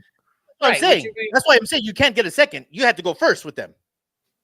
Yeah, but the Chiefs have already said they're out on this. So with the Chiefs being out on this, I don't see a team out there, with the exception of maybe Buffalo needing a receiver, Washington, and I can't see the Jets doing it unless they win this week and then maybe say, oh, we got a chance at fucking, at doing something, and Buffalo loses this week. Because then they're 3-2 and they're sitting at the top of the division. Because Miami's basically done and New England's a fucking, they're not a real threat if we look at it, right? Yeah. Like that's not a real actual fucking, they're going to be and hang in there and win probably 6 games or 7 games and probably be in every game. But they're not a team that you can say, oh, they're going to be a playoff team. Or more than likely is they're not. Yeah. So, I mean, I don't see anybody else who's, Dallas is not going to make the move, although Brandon Cooks just got hurt. But Dallas needs to pay Micah. Plus, I think anywhere DA goes, they're going to restructure the deal. Like, you come here, we'll trade for you, but you're not getting that deal for next year. Like, we got to restructure it, and it's got to be different, right? So, like that, I don't know. I see him with Buffalo or Washington if Washington wins this week. Because if Buffalo loses this week, it pins them 3-2. And it's like, all right, now you got to do something. Your defense sucks, and you don't have any receivers. So you need to do something. So, but, I mean, we'll see. And he also wants to be on a competitive team. He wants to play in the playoffs. So, you're used to playing in the playoffs, and then you ask for a trade, you go to the Raiders, and you can't sniff the fucking playoffs. Ooh. And so, I mean, it's a fact. He sniffs them, but that's it. Yeah, like in week 8. And then it turns into draft. like the apple pie. Well, let's do this because we went really long.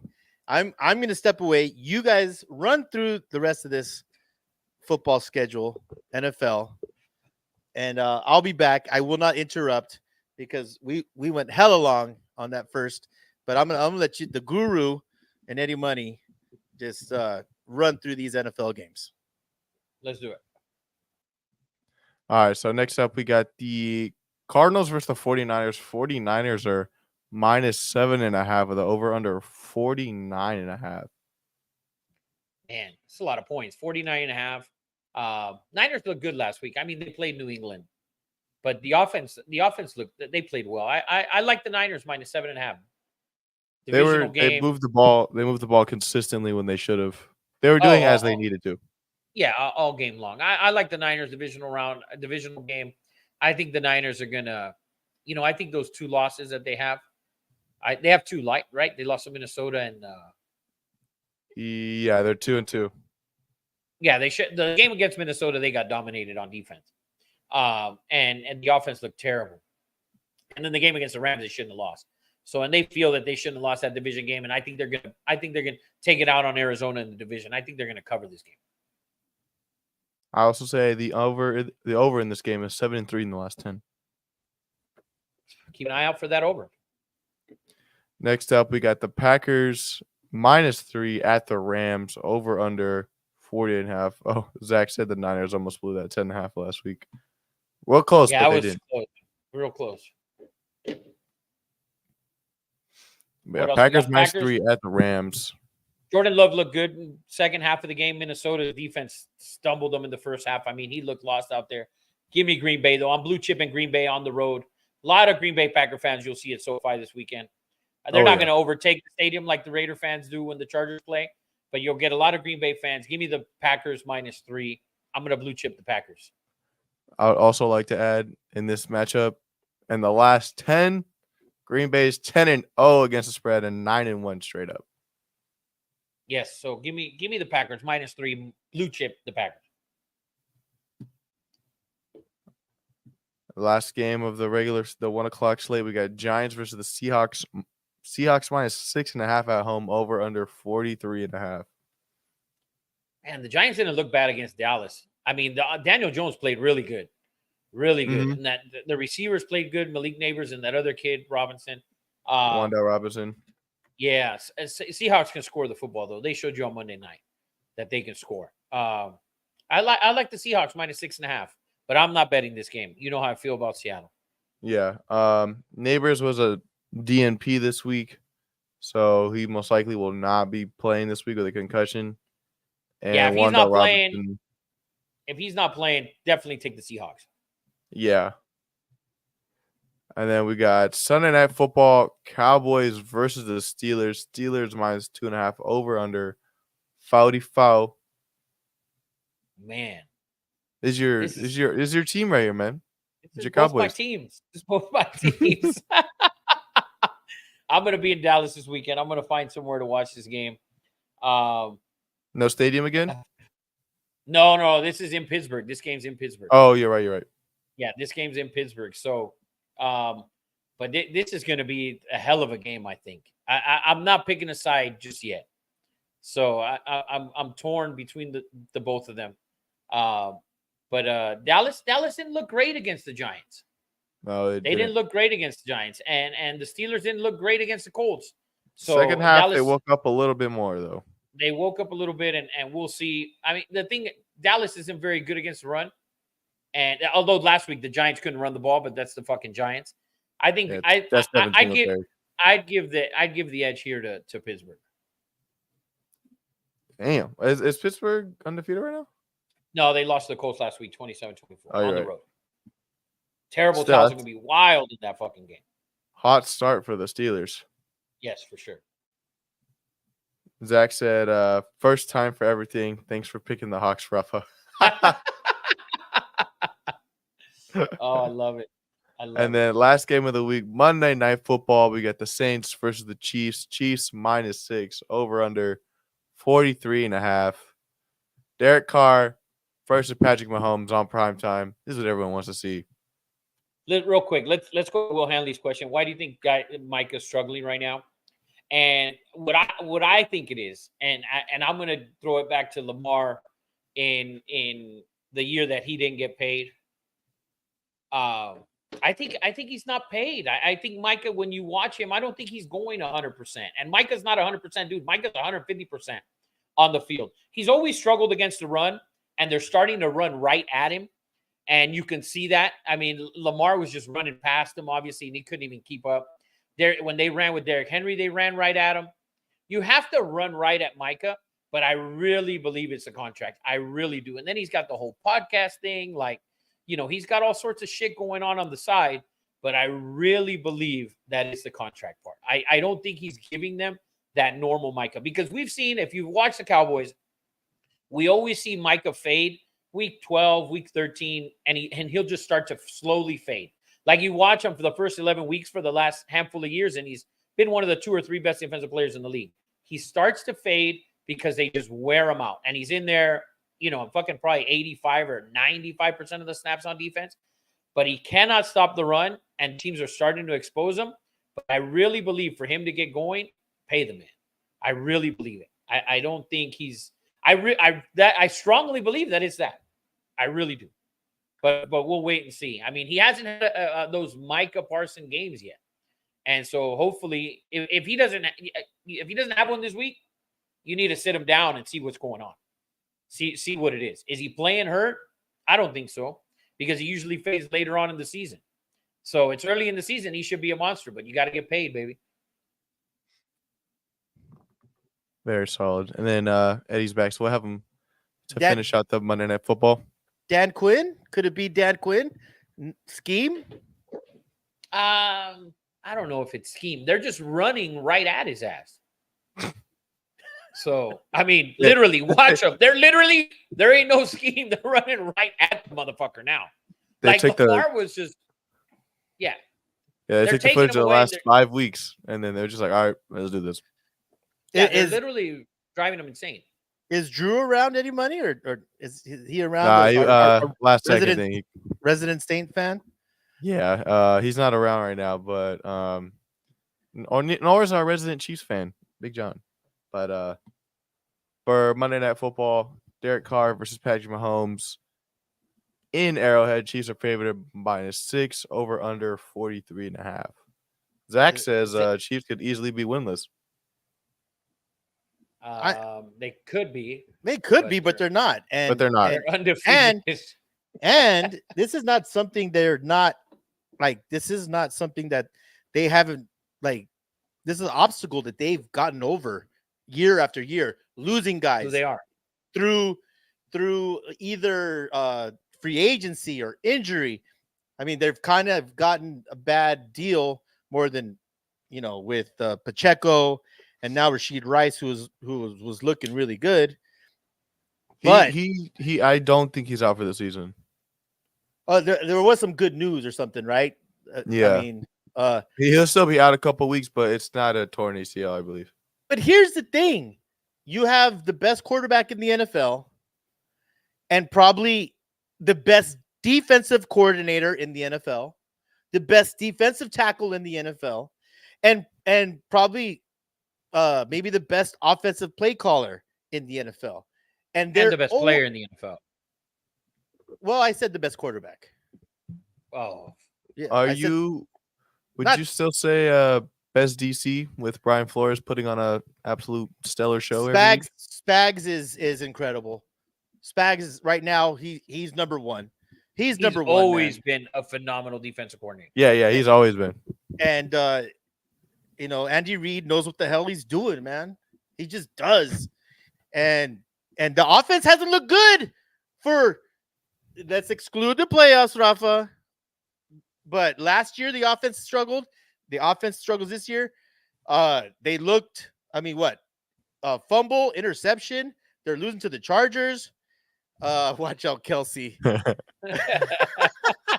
Mahomes taking you out next. It's like I'll equate it to Oscar De La Hoya, who I wasn't a big fan of, but then I would root against him year after fight after fight after fight after fight and bet against him fight after fight. And Oscar De La Hoya just kept on proving me wrong and beating everyone's ass. And that's kind of where I am with Mahomes. Everyone knows I am his biggest hater. But the guy pulls it out. He makes plays when it's needed, right? And I think how can you take the Saints in Arrowhead? Rafa, but I mean, obviously I would love for the Saints to lose, but what's your pick? Oh no, I like the Chiefs. Are you kidding? Give me the Chiefs. Fuck the Saints. Give me the Chiefs. Are you kidding me? What's my pick? The Chiefs at home on a Monday night against Derek Carr and nobody else? Chris Olave. No, he's Alvin Kamara and Kamara. Yeah, I forgive you. I'm sorry that you guys have Derek Carr as your quarterback, bro. But, Kamara's having a bounce back. Kamara's last 2 years were not stellar. He's having, this is before the whole huge brawl in Vegas. He's having that type of impact. He looks great. He looks phenomenal, and Chris Olave as well, man. I mean, he looks good, But I like the Chiefs at home. I don't know if they cover, but Chiefs are winning this game. Put Chiefs in a teaser, baby. Yeah, teaser pick right here. Yeah, oh yeah. Put the Chiefs in a teaser. I mean, over under Kelsey receptions. I mean, there's no one else at this point, right? Yeah, man. But they find guys. They'll figure it out. That's the thing about the Chiefs. That it doesn't even matter who the fuck's the receiver is. Remember that. They got Xavier Worthy going right after. Oh, that guy's. Oof. Anyways. I love it. And then real quick to round off our NFL segment, everyone will give their upset of the week. All right. Who they think will what dog you think will win? I'll take the Texans over the Bills. I know it's only a -1, but you asked dog, and I think the Texans will continue to get better. And you have a great quarterback. You have defensive guys. I like your coach. And the Bills looking for some answers on defense. I'm going to take the Browns. The Trap game. The Browns at Washington. I believe it's a trap game. I really do. And then I will be taking the Panthers. I like that. I like that. I like that. Chuba Hubbard, baby. Watch out, man. And then award watch. You mentioned it a little earlier because you said you think Jaden Daniels is MVP talk, but I think he's clearly already the favorite for Rookie of the Year. If you guys have anyone else, or maybe the MVP or Offensive Player of the Year, Defensive Player of the Year. Go ahead, Ed. Fred Warner, Defensive Player of the Year. Enough said. Dude is all time. We talked about it on Sunday. He's creeping up on Ray Lewis as maybe the best middle linebacker of all time. Wow. That's high praise. Look at his stats. He's a leader. No. I don't disagree. No, he is. And he's better in pass coverage. 100% better. There's no doubt about He is it. probably arguably the best pass coverage linebacker Of what? ever. Am I missing someone? I mean, yeah, that's He's, a tough. he's running step for step with Mike Evans. What other linebacker is doing that?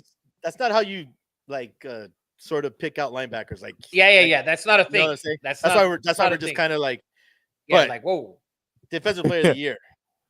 You know, him and Chris Jones. Yeah. You always got to have Chris Jones in there. Zach says Colts upset the Jags. So for me, a Defensive Player of the Year for me right now is TJ Watt. But Fred Warner's right there. And if you give me MVP, I right now, first 4 weeks, I mean, how could you go against Jaden Daniels and what he's done?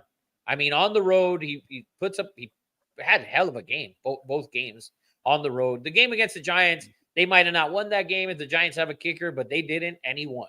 Yeah. They've won 3 in a row. I mean, it's only 4 weeks, so it's early. And so you can give him offensive, you can give him offensive, you can give him Rookie of the Year on offense. You can give him MVP after the first 4 weeks. I don't think there's anybody else who can. But I will tell you, the next guy right behind him is Brock Purdy. Watch out with Brock.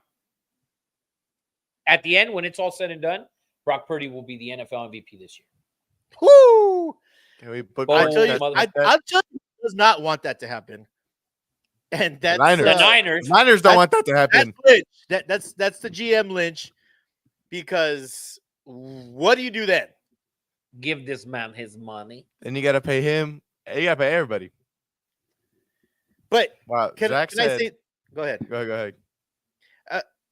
I will say this because I've watched them play, and I have been not a big fan of Purdy. I've said system, obviously talent around him, but the guy hasn't had everyone around him.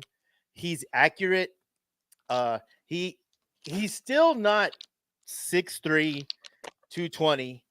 He's still not, 4.4 speed.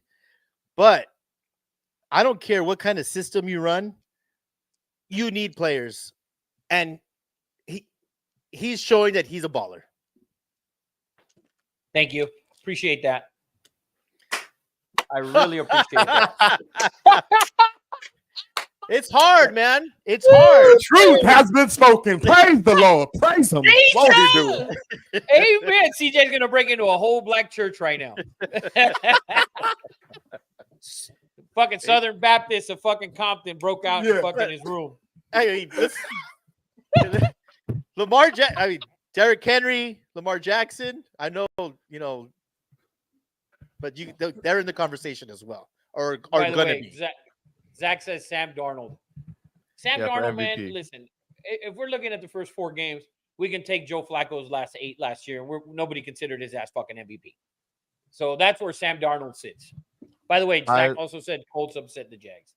I am standing on my pick of Sam Darnold for comeback player of the year at plus 10,000. I would like my flowers somewhere if he wins it. Ooh, how about $10,000? That would be Fuck, great. Fuck flowers. You fuck the flowers. You buy Fuck lots the of flowers. Fuck the Damn right. flowers. Give me my money. You that was your pick. I hope you put $100 money. somewhere. I did not put it Money. here. Money. Give me my money. Just give me my money. Give That me my shit is money. hilarious. Now give me my money. By the way, a comment we missed was Zero Cool ass Eddie. Did you have fun at the Dodger game? I did. I had a great time at the Dodger game. You know what's not fun? Leaving the Dodger game. You know, shout out by the way to Fernando right there, Zero Cool.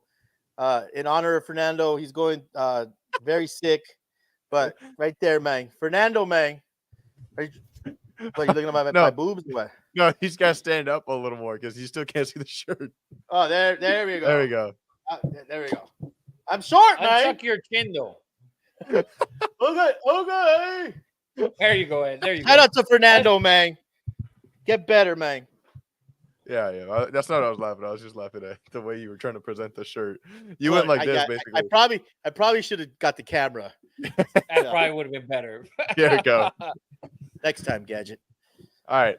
Now, moving into the heaters, college football. Starting off Friday, we got Oregon at home playing Michigan State. Oregon's favored by 24 with an over-under of 52.5. Man. I'm not a fan, dude. I'm not a fan. I'm done with Oregon, bro. I really am. I can't wait to see them in next Saturday against Ohio State and see how that goes, because that'll be the first game that these two teams actually fucking play somebody, and then they're going to be playing each other, and I'm dying to see that. And I really believe that Ohio State's going to be favored by 3 or 4 in that game. I strongly believe that shit. And so, or playing a lonely Michigan State team. Do ya? Garbage. Yeah, garbage. Both those teams have not played, in my opinion, to par. Anybody. Either of them. Either of them. Played good. So with the exception of Oregon at Oregon State. But even in the first half was not very good. But CJ, and you know this, being a Division I football player, we're talking about 18, 19, 20-year-old kids. These teams get better. Alabama, Saban did this. Teams get better during and there's a bunch of transfers in Oregon. Guys probably don't even know first names yet. I think they'll get better. Both. I mean, Oregon, I'm talking about. They'll get better. I mean, they have a lot of talent. I just, again, you didn't expect Oregon to look this bad. Like beating Idaho by 10 is unacceptable for the amount of talent. And I think Rafa has actually been right. I think we got to take a little bit closer look at Dan Lanning, because he came over from Georgia with all this hype, with all this, bravo from Georgia as a national championship winning defensive coordinator, but he has not applied that to winning games dominantly. And I think Ohio State versus Oregon is going to be way closer than we expect. By the way, Zach mentioned the pick six. So pick six before the half. That game was 25-3. And with like 6 seconds left, Dylan Gabriel throws a pick six. After that, it just changed like the complete momentum of the game in the second half. They didn't do shit after that. Or it might have been 27-3 or whatever it was, and he threw that pick six. And after that, Oregon just didn't look good. They didn't look impressive. So, and when you're playing these lonely teams, like I expect LSU to play like shit because I think they suck and they're overrated, in my opinion. So, but this game where Oregon goes into UCLA, a conference game, and UCLA is fucking lonely down there at the fucking bottom of the Big Ten. You should have whooped their ass. Let's see if they do it this week. I think this week they need a huge show out because you got Ohio State rolling in the next week, and you don't want to be in a in a 3-score game with Michigan State. You want to put that game away early. And I don't think they've looked very good. That's the bottom line. Hell no. If I was a marijuana dealer, I would move my ass to Oregon because there's a ton of dudes with a ton of money on that football team with all that NIL money. And what do you spend your money in Oregon? I mean, what do you buy? Flannel shirts? You can buy whatever you want because you can't get arrested. A lot of marijuana, man. All these dudes is high. Stay off the weed. Stay off the weed. I'm passing on Oregon until I see more. Yeah. So Oregon, Ohio State, they're gonna think that that Ohio State flower, they're gonna think it's a marijuana leaf, man. The Buckeye. Damn right. That Buckeye. Maybe they'll tackle better. Maybe. Everyone's gonna get Davante to the Jets. Unbelievable. The Jets. It happened? To Davante. What fucking idiots. Really? Oh, Fucking I idiots. love it. I love it. That is Hold so on. bad. That is Hold on. so bad. Please tell me. I hope it works Oh, out what for a them. bitch. That's just You not fuck fucking you. asshole, Luke. By the way, real quick, I'll give you real breaking news. The Brewers came back and beat the Mets 5-3. Oof, So we got a game 3 tomorrow in that series, by the way. crazy. Yes. Man. So Luke should be banned. What a fucking turd. Luke's out of the intro now. So what's next? The I'm second putting him in a Saturday night game, timeout. Syracuse playing at number 25. They sneaked in there. UNLV -6.5 over under 58.5. They lost their quarterback and running back and still put on a show. I told you against guys. I Fresno told State. anyone who would listen. That's the play. UNLV by 1 million. They look backup, good. They get backup quarterback's better. that's Boise State and UNLV right now are fighting, I think, for that group of 5 spot. Well, how about Army and freaking Navy? Oh, I like Navy. Navy Both gonna fuck shit up. undefeated. Navy gonna fuck shit up. I can't wait Go for both. midshipmen. I can't wait I can't wait for either team to play Notre Dame. I think they both beat Notre Dame. Whoa. Slow that down. But by the way, we could get to a game where Army Navy could be both undefeated. And it could be for the 12th spot. This It is could true. be Their for- schedules That would are be very trash. intense. They just have to beat. They both have to beat Notre Dame. That's Oh, it. you're forgetting one team, baby. That's the biggest part of this three-way rivalry. And that's the Air Oh. Force Falcons. Don't forget last year when the Falcons were ranked and Army came in and whooped that ass. This is the Commander-in-Chief trophy, and it always matters when you're playing the Falcons from Colorado Springs if you're Army and Navy. So give respect to my boys. All right. Air Force going. We'll get to that game in a minute. We'll get to that game at the end. Zero Cool, by the way, says shout out to the Tigers. Fuck the Astros. Facts. Yes. Fuck. Great call. So let's get on to the next game. Let me scroll back down here. All right. Starting off Saturday, we got number 9 Missouri at number 25 Texas A&M. A&M is favored by 2 over under Dude, give me 48. Missouri. Hey, Texas A&M sucks. Missouri sucks. You know too. what they did? What'd They do? have Tell me. they had to fight so hard to put Texas A&M in the top 25. I think there are 25 teams. I think it's Texas A&M and somebody else tied for 25. UNLV, we just went over it. Yeah, but that's Texas crazy. A&M, Texas A&M's been sitting at 25. That's why. It's ridiculous, though. I think they're terrible. I think they're terrible. They're garbage. They have been Missouri, forever. Missouri hasn't looked good, but I think Cook's going to cook this weekend. Give me the Tigers +2, blue chip in the Missouri Tigers. Although I don't think they're very good. I don't think they deserve a top 15 spot right now. They're sitting at number 9, but give me Luke says Texas money line. Fucking idiot. So give me the Tigers. That's a blue chip. Missouri Tigers +2. Quarterback's going to cook. Can I mention something? I'm gonna mention something really quick, and I mentioned it to Eddie Money yesterday. So Rafa was going through how Jalen Milroe's schedule coming up for Alabama, and I mentioned, he has Oklahoma, he has to play Tennessee, he has to play Missouri, and Rafa goes down this SEC list, and he goes, yeah, LSU's pretty bad, Tennessee, is going to be a decent game. Oklahoma overrated. He just starts going down this list of SEC teams and how shitty they fucking are. And I'm just wondering how he feels after you went down that list. How do you feel about the SEC having all these overranked ass teams, starting with Missouri, starting with Texas A&M? Like they just are always sprinkling in Alabama and fucking Georgia's resume every fucking year with these overrated ass teams.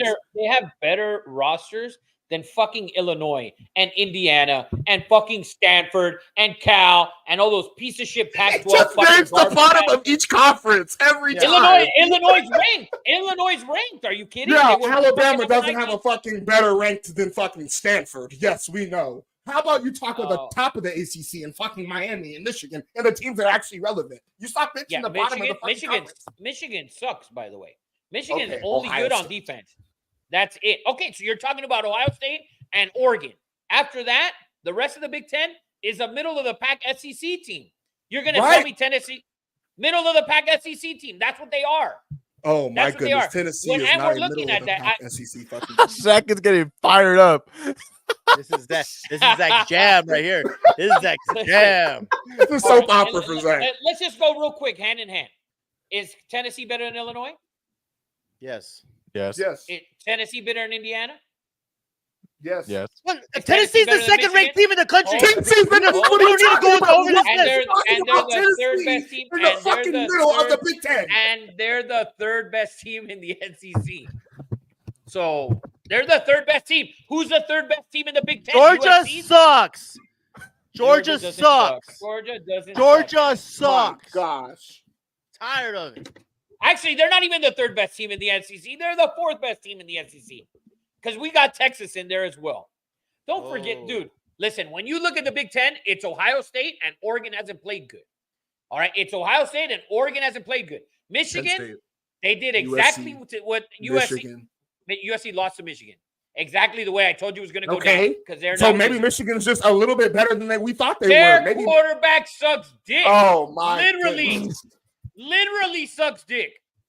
They're terrible, and the coach literally can't pass the ball. I don't think he can't pass the ball at all to men. He just can't pass the ball. He's terrible. He's horrific. They have a phenomenal run game. Their run game is phenomenal at Michigan, and their defensive tackles are fucking awesome, and their corner. Their defense is good. Just like I told you, what happened with USC, they were going to fucking dominate the line of scrimmage, and they did. They ran for like 270 yards. That's all Michigan can do. That is it. You cannot throw them in there with fucking Tennessee and Georgia. That was last year. I would love to see Michigan versus Tennessee. For what? Because I think that would be a much closer game than you think. It would be a great game when? Yeah, I don't see it as a great game. Okay, come on, guys. This is college football we're talking about. Remember, teams live up to games. They don't. Michigan lived up to the USC game. You know what? I think LSU sucks. I think LSU sucks, but they're better than Iowa. Missouri. They're better than Missouri's terrible. I think Missouri's terrible as well. They Texas only have that ranking because of what Texas A&M's terrible as well. But they're better than Illinois. This is based on roster, CJ. It's based on roster. I'm going to get hammered for this. But take away a pick six. Thank you. A pick six. SC is better than Michigan. I know they lost. But they're better than Michigan. Eddie, the game was 14-3. You understand that, right? Like what? At what point? Like SC led for 7 minutes, not even 7 minutes of that game. They led for less than 7 minutes. If we take away the 3 huge runs in the game, 65 yards from SC, and you had a 40-yarder from Michigan and another 50-something yarder from Michigan. If we remove that, SC ran for 35 yards, or less than 35 yards because they ran for 98. And if you take that away from Michigan, they ran for over 150. Okay, so can I argue that Alabama and Tennessee have been the only 2 consistent teams in the SEC thus far? And what about Texas? Oh, I'm sorry, Texas. Okay, so 3. So 3 versus 2 is what you're saying. 2? What 2 in the Big Ten? Is Oregon been consistent? No, but you're sitting here propping up the SEC. But after you get, I'm not propping up the Ole Miss. Hold on, Ole Miss took a loss. Georgia had a very ugly game versus Kentucky. You're 3 years in a row at Kentucky. It doesn't matter. It doesn't matter. You've been the most dominant program. You've been the most dominant program. You've been the most dominant program for the past 4 years. You should not be rivaling versus anybody. You have the best recruits in the country. They've been the best program for the last 8 years or 7 years. They've been one of the 3, and 3 games at Kentucky. They haven't scored more than 14 points, yet they still have 2 national titles. What the fuck are you talking about? I'm What talking the about fuck the are you fucking saying? SEC. You're sitting here saying, "Oh, the middle of the Listen, SEC." you The guys middle. can Hold on. hate. The middle of the SEC is flawed. Ole Miss just fucking lost to who? Kentucky. Georgia had that same close game versus Kentucky. You're talking about flawed So teams is Kentucky all better? the way down. Can we not flaw Kentucky then? It's if Kentucky plays But those can we two not teams- flaw fucking Michigan? Is Michigan a little bit better than we thought they were? No, they lost. They barely won 27-24 this weekend. They literally barely won 27-24 against Minnesota. Fucking soda. Are you kidding? Said, Rafa, the refs missed a lot of calls, 8 holding calls, including all 3 rushing touchdowns, 2 face mat calls, horse collar tackle, illegal blindside block that took out our wide receiver for the game, and 2 delay of games. Those are facts. The two face masks were atrocious. That's why SC was better. The game was 14-3 at halftime. Jack The also game said was remove the pick six. 14-3 at halftime. It was literally 14-3. They led We for played fucking 4 less than 5 quarters. Then they led for 5 minutes of the game. The game of was the played game. for 60 minutes. The game was played for 60 minutes. SC led for 5, and Michigan led for like 47. because The of game those, was 0-0. the horse Yeah, it was because of collar, and the 2 face masks were Guys. humongous third down plays. Yes, Humongous. Michigan is the Chiefs. Michigan is the Chiefs of the Oh, league. my God. They dominated the line of That's not a fucking bad analogy. scrimmage, and it wasn't even close. Not a It bad wasn't analogy. even close. Take away the 65 yards, SC ran for 30. They were dominated. Fucking Miller Moss had 51 pass attempts. He barely got to 50% passing. And he threw for 50. He had 51 attempts under 300 yards. 9 yards of And what? Orgy, 9 yards of what? Orgy Not had of rushing. 12 yards passing in the second. Zero half. Cool says USC held them to 9 yards minus that last run. Well, guess what? That last run choked and gave Michigan the game. And by the way, Michigan covered. Even if they don't get that run, they still cover. So, just saying. All right. Big Phenomenal. 10 defense. Yeah, it was great defense. I agree last with week you, by Zero Wisconsin. Cool. I was very upset. I was very upset. That game just ugh. All right. Moving on to another Big Ten game. UCLA versus number 7 Penn State. I blew Penn Penn State State by a fucking million. By a million. 42-0. 42-0. Penn State in the first half minus fucking 21. They're going to fucking absolutely destroy UCLA. They're going to fucking kill them. By the way, Penn State's the second best team in the fucking Big Ten. SC, I can't wait for that game. I can't wait. That's going to be at SC. You know how that goes. That's gonna be awesome. It's going to be a hell of a game. It's Yeah. going to be a hell of a game. Move He on. said that- Zach said that's that- Big Ten defense for you, different out here. Well, Zach says UCLA covers. I don't know what team we have been watching, Zach, but how in the hell is UCLA going to cover that? Well, Yeah. UCLA's covered You the said last it two, by the way. earlier. UCLA's covered the last 2. They're 2-2 against the spread. They covered at LSU, which I think is fucking trash. And they covered last week against Oregon. So, but Garber's not playing. That kid who came in to play at the end didn't look too bad. But it is a Big Ten defense, which was Oregon. So I mean, Big Ten Yeah. defense. It's Big Ten defense for you. Mhm. And then we got Penn State Iowa by a versus number 3 Ohio State. Ohio State minus 19.5 over under 54. Dude, can Ohio State fucking get it going early, please? Can you get it going early? What the fuck are you doing, Chip Kelly? Help me out one time. Get this shit going. Why do you wait 8 minutes to score a fucking touchdown? Get the ball, drive the shit down the field. Let's fucking go. Let's get these turds off the field. Fucking Ohio State by 1,000,002. Fuck it. Zirkle asks, doesn't Ohio State have the second best halfback? I hope they win. Iowa. Iowa. Doesn't Iowa have the second Iowa's best halfback? not beating the Buckeyes in No, I Columbus. would take every running back from Ohio State's running back room over Iowa's. That is a factual statement. Then Give we me the got Buckeyes. Blue chip the Buckeyes, baby. blue chip Ohio State minus 19.5. Oh, yeah. Oh, yeah. 100%. Let's go Buckeyes. And then we have number 12, Ole Miss, coming off that loss from Kentucky, minus 9.5 at South Carolina, over under 53.5. Dude, I gotta blame that loss on Lane. Like, how do you start the game? You go straight down the field, you score a touchdown, and then your offense was just irrelevant after that. Like, dude, that is your specialty, and you have a hell of a quarterback. You got a Heisman hopeful. Well, you did up until this loss. Yeah. So I mean, fuck. So, I mean, I don't give me Ole Miss. Fuck it. Let's go. Isn't Kentucky one of Kentucky's losses? South Carolina And Georgia, I believe. Well, yeah, well, obviously Georgia, but I think South Carolina beat Kentucky as well. Yeah, but we can't use that. This is not the BCS. No, but I'm saying, I mean, we're talking about common opponents here, right? That's what I'm trying to say. Zach said that Lane will always let you down. Dude, Lane has been very good the last 3 or 4 years. He was good at FAU. And then Zero Cole meant that in terms of rushing leader, he's the second behind Ashton, and he is correct. Oh, okay. All right. Spitting facts. I'll still take Judkins. Oh, yeah. So anything on Ole Miss, South Carolina? Sorry. No, I want to see Ole Miss get going again. They probably we don't touch them this week. They probably win by 30. Yeah. Giggity. And then we got Auburn playing against number 5 Georgia. Georgia minus 24, over under 52.5.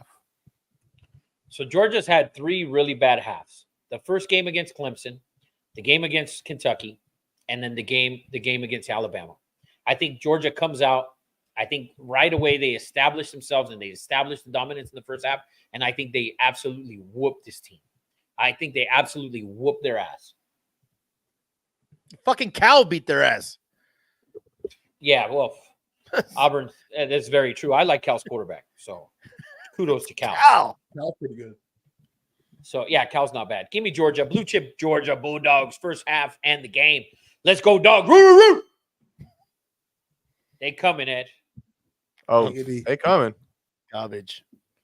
I had a stat here. Georgia in the last 10, I believe they're 8-2 against the spread against Auburn. Yeah, and they're at home. They should absolutely whoop their ass. And they lost to a team from Alabama last week. So that's not going to happen 2 days in a row to Kirby. 2 weeks in a row.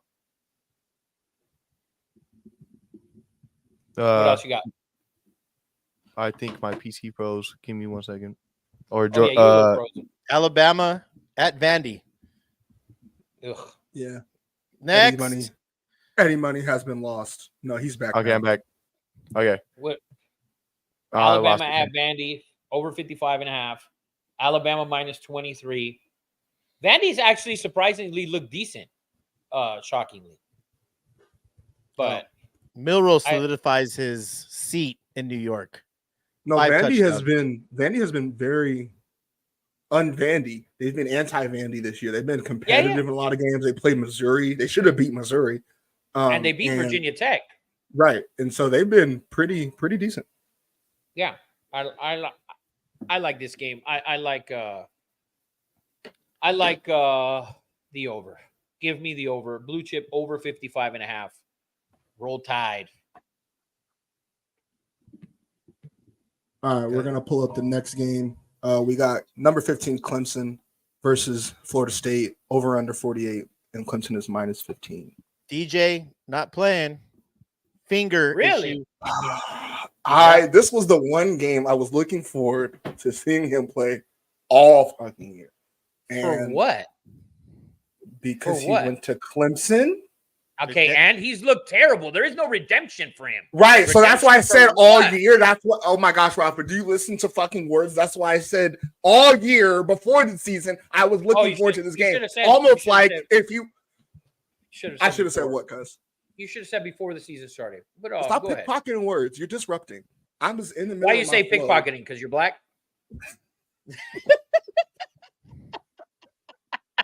Anyways, as I was saying. Hey, listen, I think Florida State's quarterback is going to come out and play good, and that's going to be the end of DJ, bro. Dude, how bad? Ed, did you watch that game last week? I don't know if you watched it. You know what? I did. I watched the rerun on Monday afternoon, I believe. How bad was Mike Norvell calling the plays right before halftime. Horrible. And I talked about this the other night, and I just think it was so bad. I mean, you're literally a guy who can't run the ball. We've seen DJ for a long time. He's never averaged more than 4 yards a carry. And for you to give him a quarterback draw on 3rd down and go nowhere, and then a quarterback draw on 4th down, and a couple plays before, he had to pull it from the back, and he actually fumbled after a yard, which he's so fucking big, he was able to fucking get under it and recover the fumble on that same drive. So what confidence, what gave you the confidence to call this man's number twice at the goal line when your running back had just ran for 5 yards on 2nd down? Like, what the fuck were you thinking? But I think this week, go ahead. It's top to bottom. You're preaching to the choir. I said that he was going to get fired. You guys argue with me. No, we did because we didn't think nobody thought. I didn't think that he would get fired if he went 8-4 or 9-3. Yeah. But this shit, this is terrible. It's bad. All right, so moving on to the next game, we got Utah State versus number 21 Boise State -27, over under 66.5. Boise's look good, like you said, CJ. They're vying. You think it's them and UNLV for that Power 5, non-Power 5 group of team, 5, the group of 5 to get into the playoffs. They look good so far, and so -27 is a big line, but Utah State has just looked horrendous, right? Yeah. Yeah, Utah State's look bad, but I guess Boise State not going with Malachi Nelson ended up being a golden move. I guess it worked out because who knows what they would have looked like with him. Well, I mean, he's not this good. Listen, I hope he saved those bags that he got at SC. He got a bag at Boise State, and he probably got some money at Los Alamitos, 100%. But that goes to show you the hype train in high school. Miller Moss beat him out. This kid at Boise State beat him out. So I'm hoping he saved those bags because I nothing against the kid, but it's a hype thing, right? We see it all the time with these 5 stars. Well, yeah, he was not only the number 1 quarterback, he was the number 1 overall recruit in the class. Like, it wasn't like he was a top 100 ESPN random guy. Like, no, he was the Bryce Young of his class. Like, he was that guy. Was he Bishop Gorman, this kid?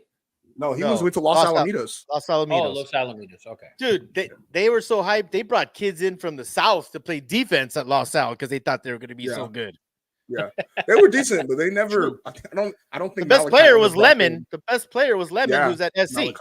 Malachi Lemon, yeah. All right, yeah. Watch Boise here. It's a good spot, and I think this is one of those late night games. So keep an eye out for Boise. For sure, buying in for that last group of 5 spot. We're switching back over to the SEC. Ralph is overrated as SEC. But the non-overrated number 4 Tennessee Vols, my best team in the country, -13.5 versus Arkansas, over under 58. This line for me is too low. This line for me is way too low. I like Tennessee. I like the Vols. They were off last week, coming off a bye. I like Tennessee here, -13.5.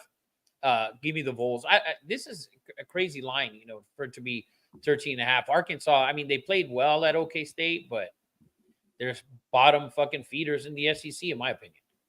I don't mind them being, basically them saying they're 2 touchdowns better than Arkansas. I don't mind that. Coming off a bye week, got to get people ready to go and up and going again versus a SEC team that's not very good. There's not much to look forward to. Can be looking ahead this week. I don't. They could be looking ahead, but because they host Florida they have Florida next week, and we know how big that game always is. Yeah. So be careful for a trap. I don't believe a trap this week. I like Tennessee blue chip, the Tennessee Vols -13.5. Anything on Tennessee versus Arkansas, Eddie? I just love Nico, man. I wish he would have stayed home. Would have went to SC, but he's proving to be everything that I thought he was going to be, and he's brought Tennessee back into the limelight, man. Yeah, he really has. Right. That's all I got. And then going over back to the Big Ten, we got number 11 USC -8.5 versus Row the boat, Minnesota, over under 51. Is there weather in this game issues or no? Let Do me we see know about yet? that. Probably not, because it's been hot as fuck everywhere. Yeah. It's been hot as shit. How weird did it look to see Wisconsin in the sun in LA? Like it took a while to get used to on the eyes to see Wisconsin in SoCal. No, it says 71 game time weather and a little bit cloudy, Yeah. but Oh, nothing too give bad. me the Trojans. Give me the Trojans. Tap that ass. Minnesota's trash. Absolute ass whooping. All right, and then keeping in the Big Ten, we got number 10 Michigan versus Washington, -2.5, over under 41.5. This is a little bit of a rivalry game with the state schools. I'm taking Michigan. Blue chip in Michigan +2.5. Dude, Washington has shown absolutely nothing. My prediction was they would be the most underachieving team in the Big Ten, and I think they are. I think they haven't looked very good. And I like, and the week before they haven't played good. I like Michigan.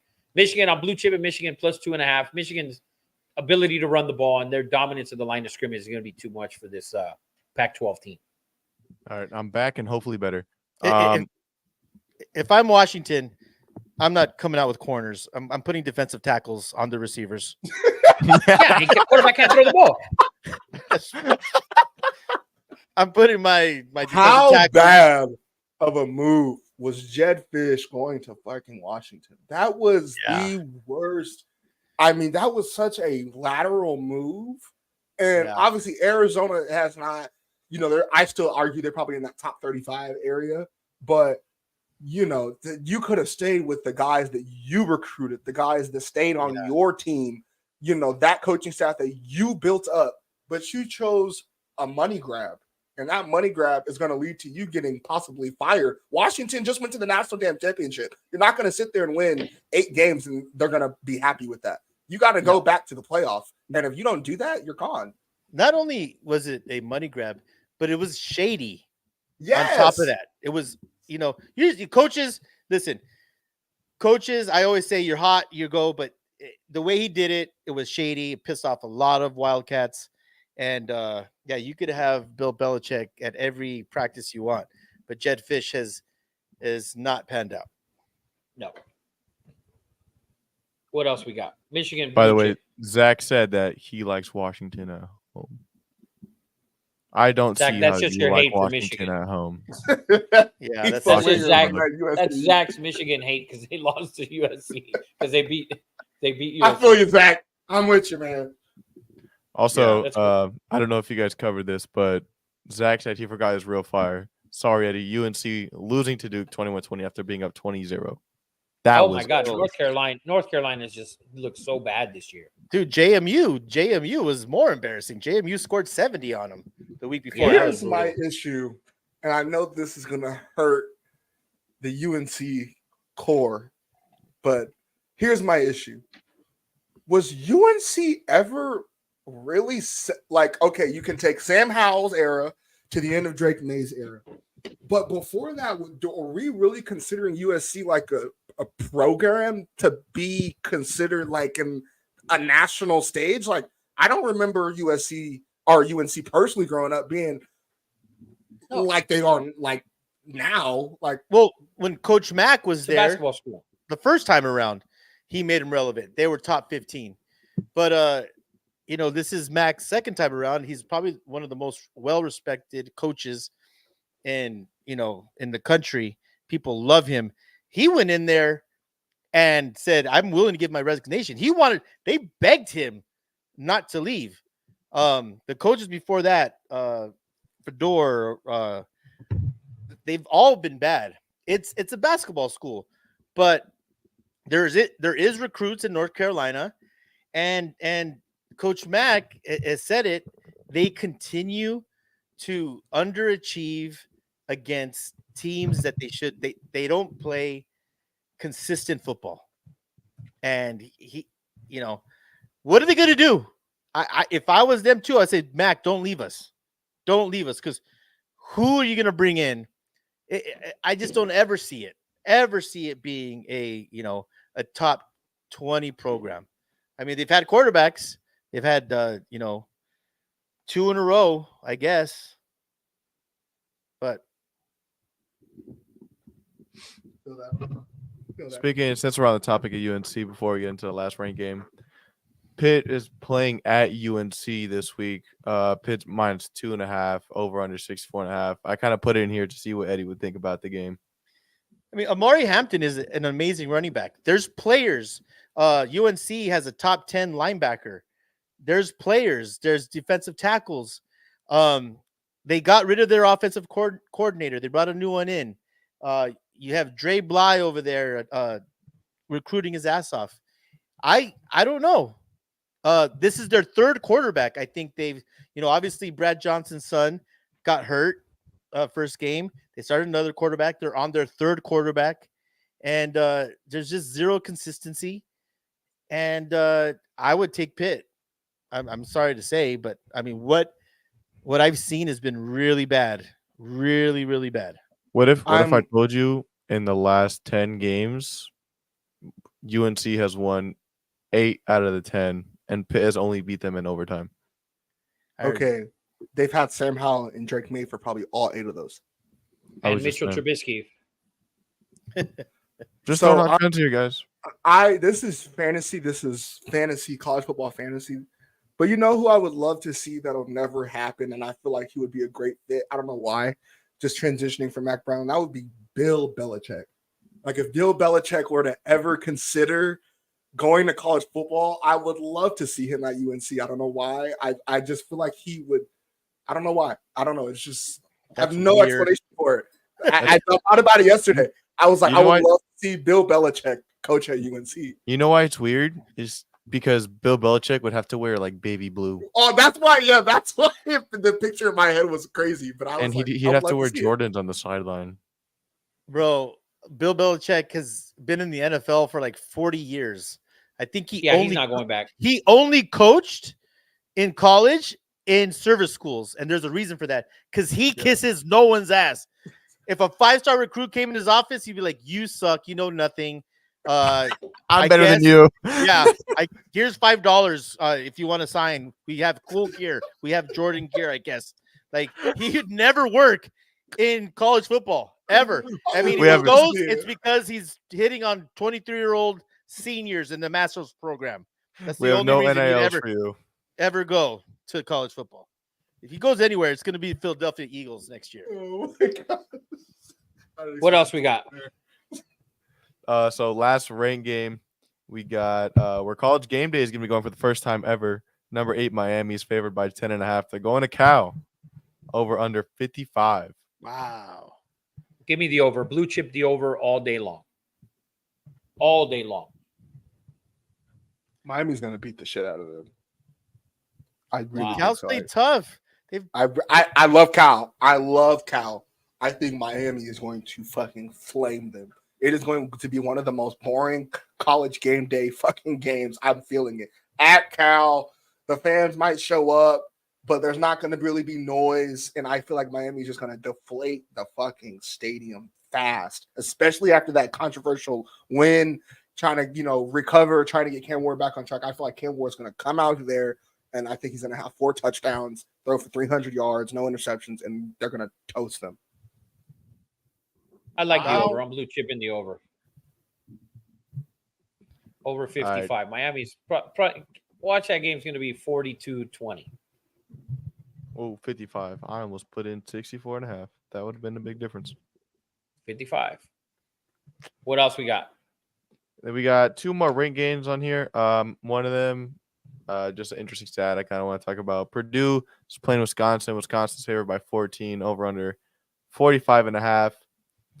Wisconsin is 10-0 in the last 10 games against Purdue and is 7-3 against the spread, and the over is also 7-3, all in the last 10 head-to-head matchups. So Eddie Money is giving you a pick of Wisconsin and the over. Mm-hmm. Now, for one of my 3 favorite bets of the year, it only happens. Everybody strap in. Everybody tune out. Don't listen to him. Everybody don't watch the game. Just place it. Don't watch it. It's the Armed Forces game. They hit at an 80% rate since like the 2000s. in this series alone, the last 10, it's 8-2. Take the under 35.5. Take a loan. Do whatever you got to do.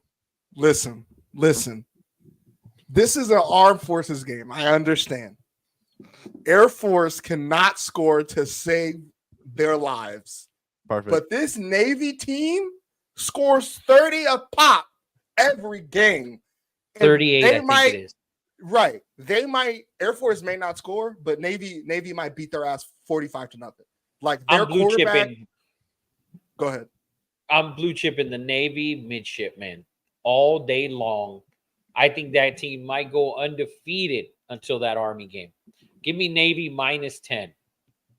Go ahead, CJ. Continue with your onslaught. No, I'm just saying, like, don't listen to Eddie Money. I'm telling you, this game is gonna go nuts. Navy just scores. They run the ball and they pop 60 yards every other play, and the quarterback is super These fast. teams score against everybody but themselves. True. They run the exact same offense, exact same thing. They know how to defend it. They know how to play against it. You know it because he said this exact same thing when Air Force was doing well last year. He said, I don't know any money. Air Force is looking pretty good. And guess what? We're under 34. Guess It's a what? great- Guess what I'm great saying this year. impression. Guess what I'm saying this year? Yes, way better than Eddie's impression, whatever the hell that was a few weeks ago. That shit was garbage. Anyways, I said that last year, but there's a huge difference this year. Air Force sucks. I love my boys, but they're trash. They can't score. They can't run the ball. You know who And sucked last year? When they played Army. And the game still No, went but under. still, this Navy team is different. This Navy and Army very well might coast in being like, oh shit, this is the first Army Navy game that actually means something in the history of the sport. So it always means something. Yeah, it always You means said something. it always means something yourself. And in the 50s, they were good. right, Very good. but Back not, to us, but not contemporary college football playoff good. They have never even gotten close. They have never even breathed in the same room as the greats, and they might find themselves buying in and play Bama or Georgia or Texas in the first round, or Let's do a hypothetical real quick. Let's say so the Power 5 teams, right? We think Boise and UNLV right now, right? Mm-hmm. Let's say Navy's undefeated and Boise's undefeated. What are the odds? Would Navy's win against Notre Dame and Army put them in the playoff? Because they would have to get to that point pretty much undefeated, and they would have to beat Notre Dame to get there. What do you think? So I think there's two aspects to this. I think the fans, people like us, are going to say, let the Service Academy kids play. But I think ESPN and the big tops are going to say, no, Boise State brings in more money. That's what I think happens. Listen, they can bring in more money, but if Navy was in the playoff, I'm telling you. You don't think there's going to be 30 or 40 million people get behind that Navy team as an underdog? Especially I'm putting on the Navy shit. Out? I'm putting on the Navy shit if they get in. But at the end of the day, I do think if you're looking at a independent, or I'm sorry, I believe athletic conference, AAC conference, right? Is Navy in? I believe they're in the AAC. You're looking at that versus the Mountain West. The Mountain West, I think, is undoubtedly the best Group of 5 conference. So even if you're weighing right, but Boise already hasn't a loss to Oregon. Navy would be undefeated with a win against Notre Dame. Okay, so Boise State wouldn't be undefeated then. They already lost to Oregon, actually. Okay, you're right. No, if So that's the case, Navy's in. If that's the case, Navy's in. But I'd like to see Navy get in. I think the Navy Notre Dame games is it's not at Notre Dame, or I think it's at a neutral site. Yeah, that'd be awesome. That'll be nice to see. But I like Navy -10. Eddie Money loves the under. We know what the under did last year with the Armed Forces games. They hit at all paces. Eddie bought all those shoes on his wall when he hit the with under. that game. Yeah, see that? By the way, last year, game started off 17 points in the first quarter, 9 points in the second quarter, 0 fucking points in the second half, and Army still covered 18. CJ, I'm gonna laugh my ass off when that game at halftime is It's 35 0-0. No, it's 35 nothing, and Eddie Money is under 35 and a half, and that game ends 0-0 in the second half. Yeah. I will be sick. 35. I will be sick. Because I remember that game last year. Eddie Money had Yes. fired away, and I was just like, "Oh my god, this kid's got to be shitting in his pants." Yeah. Because he I broke was. the piggy bank. Zach says, "Can we and get it some paid off, though. BYU love?" 100%, we get BYU love. We love BYU. No. Yes. We soak. No. I am We not soak. drinking that We Kool-Aid soak. yet. That's BYU love. You have your roommate shake the bed. Let's go BYU, baby. BYU, baby. They are buying in. They are another element to that group of 5 spot. No, BYU's in the Big 12. Oh, you're right. I'm Yeah. losing Yeah, it today. BYU's in the Big 12. BYU's playing, baby. They're playing. This conference realignment's fucking with me. So what else we got? All right, those are the games. But we'll get into a couple topics here. Real quick, we touched on it earlier. Spin back real quick. Just everyone can maybe agree on who is either top 3 or top 5 in Heisman watch. Well, my top 3: Milroe 1. I want to say Nico is there, and Travis Hunter, and I guess the kid from Boise State. Oh, The man, running you're backs? kidding? Here, I'll go. I'll give you a real list. Jalen Milroe, Nico from Tennessee, and Cam Ward. That's a real list. I'll give you real players on real teams who play real competition, who put up real fucking stats. 3 quarterbacks. Jesus, my gosh. Travis Hunter, man. Right. Cam Ward not a dog? Travis, no, but Cam Ward not a dog? He's did a we see him on dog. Friday night? Dog, but like They scored 38 Two points. interceptions. Don't put him on Friday, though. Listen, Threw 2 interceptions. Yeah. threw 2 interceptions. Travis Hunter allowed a bunch of touchdowns to Sanford. Roll on. Let's go. Oh my god. my We need a God. different- This season, brother. Delete that shit. Delete it. I can't. Gosh. My God. I can't delete it. I hope he gets fucking. By the cooked. way, Stanford, have they been blown out? And I mean, Stanford's competing. Yes, they got blown the Right. fuck out last week. Yeah, Blown Yeah, the they didn't fuck cover 21. out. Clemson beat the shit out of them. Yeah. Beat them back into fucking. They should beat them into the Ivy League is what they need to do. And then, I would say, oh, go I ahead. was going to give mine. Nico, to me, is number Homer 1 on that pick. list. Homer pick. I didn't Homer interrupt you. fucking. Pick. I Are you didn't fucking- interrupt you. I did not Homer interrupt pick. you when you spoke. I said Nico's number 1. His team's kind of, undefeated. And then I'm going to go ahead and throw in there Travis fucking Hunter because he's the obvious pick. It's not a Homer pick. It's an obvious pick. You can't even make the obvious pick, but you're talking about Homer picks. Travis Hunter, Nico, and the Boise State running back whose name I can never and will never recall because he Ashton plays at a group of GT. 5 school. Yeah, that guy. He's blasted. Yeah, he's very good. And Put some respect on his name, man. I'm not going to remember it. Sorry. Oh my God! No Cam It's not Ward. George no Helani? Jalen Milroe. No, Cam Ward had a bad week. He probably fell to 4. Yeah, he Oh only my fell to 3 actually. Yeah. I'm talking about on CJ's list because he asked me why I didn't have Cam Ward. Like, and And that's Jalen because he Milroe, threw 2 interceptions and he was blessed. He was What is- blessed. He was blessed from this team still being undefeated. And what did Jalen Milroe do that you discredit him in your top 4? Jalen Milroe? Oh, Yeah, he's probably what is- 4 or 5. Oh my God! My God! Okay, so it sounds like you have Cam Ward and Jalen Miller right here. So who's above? I Yeah. just want to know. Oh, it's no, Jalen Jalen- Milroe, by far. Okay. He just beat Georgia. I just All want right. to make sure. And then And- happens a lot more in college. Upset of the week. If you guys I'm can gonna go first. I'm Okay. gonna go with my SEC cannibalism, and I think Texas A&M beats Missouri, a top They're 10. favored, so you can't. No, call we them mean Oh, they're Vegas upset. favored? They're Yes. favored by 2. Oh, what I saw +2. no Mm-mm. -2. I'll give Okay, you one. well. The Gamecocks. Ole Miss. I think I don't like Ole Miss here.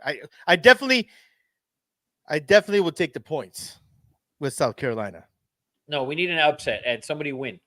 Yeah, straight outright. Okay. South Carolina Gamecocks. You heard it here first. Show.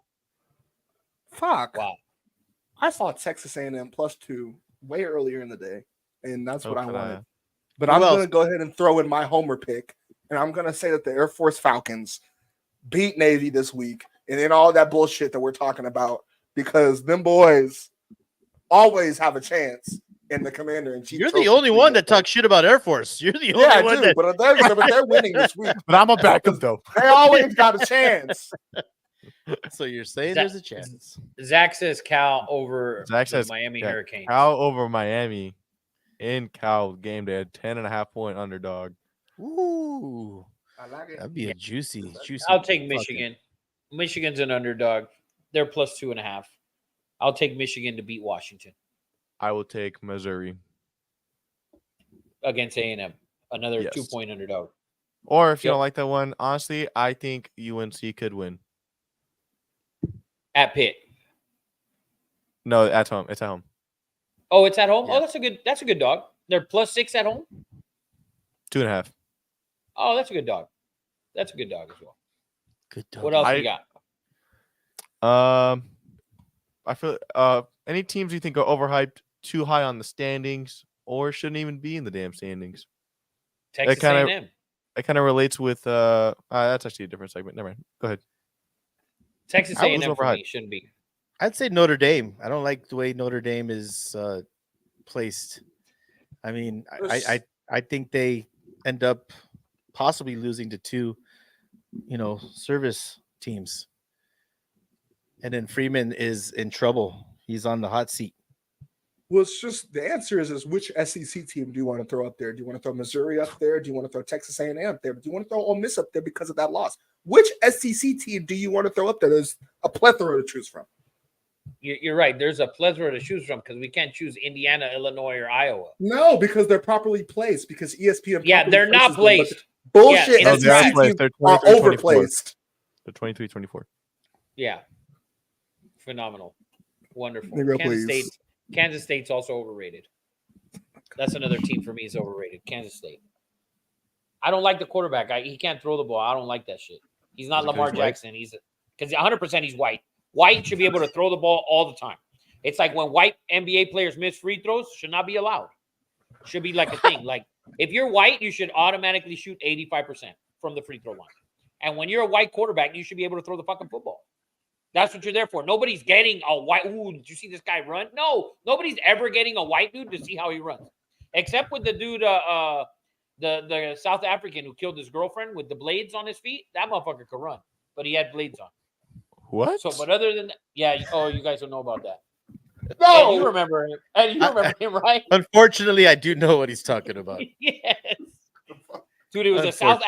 African runner with blades on his. He didn't have legs, so he has blades, and he ran with blades. He was- I know what you're talking about. You know what I'm and he killed his girlfriend. Yeah. That's the only white dude in reality can run, but he was running on blades. But white dudes who play quarterback need to be able to throw the ball, and the kid from fucking Kansas State cannot throw it. So I think Kansas State is overrated. That is a weird board of like weird strings connecting. like, yeah. Yeah, Rafa- blades from Africa and yeah. He's South African, but he's white. There's- South Africans are Yeah. mostly white, Rafa. yeah. Well, obviously you guys don't believe so because Elon Musk is the richest African American in the world. That's and another nobody string he says just it. attached. He And just it's- attached another nobody ever string. says it. They say it's Oprah. So, but it is Elon Musk. Just so you know. My God. I'm letting you know. I'll give you facts, baby. Last two segments. Last one we got it's kind of similar to overhyped, but who is in trouble? Either who had a bad week last week and is looking who can have another bad week I know who to Eddie's drop gonna say. even more in the stands. Eddie, let him know. The Rebels. We're talking about college football. Yeah. Yeah. I mean, Miami had a bad week.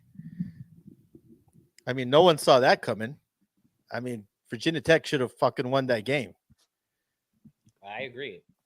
But I don't I agree. think I think it's Oregon. I thought you were gonna say Ole Miss, Ed, because you have South Carolina as your upset of the week.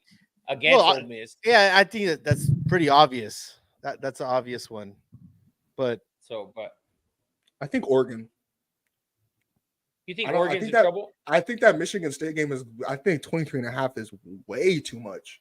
I think Oregon starts off way too slow, and I think them playing Michigan, I think that's going to be a much tougher game. I think they have a chance to really It's just Michigan hit the State, shitter. by the way. I know. Yeah. Okay. All right. Just making sure. I think everyone was talking shit. Obviously the expectations for Oregon were extremely high. I had them possibly in the national championship. Now You did. everyone Still was do. like, "Oh my God, look what they did against Boise State! Look what they did against Boise State!" At the same time, on the other side of the mouth, this kid running back, best running back in the country. So which one is it? Was Boise State good, or is Oregon really bad? Well, Boise State's a top 25 team, though. That's what I'm it's saying. Boise State, Yeah. but if we look at week 1, they struggled against Wyoming. Yeah, it's So not just that Boise State game. It wasn't just that Boise. They barely won that game. Like the game was, I think, 17-10 in the fourth quarter with like 3.5 minutes left. And So then I mean, Oregon hasn't looked great.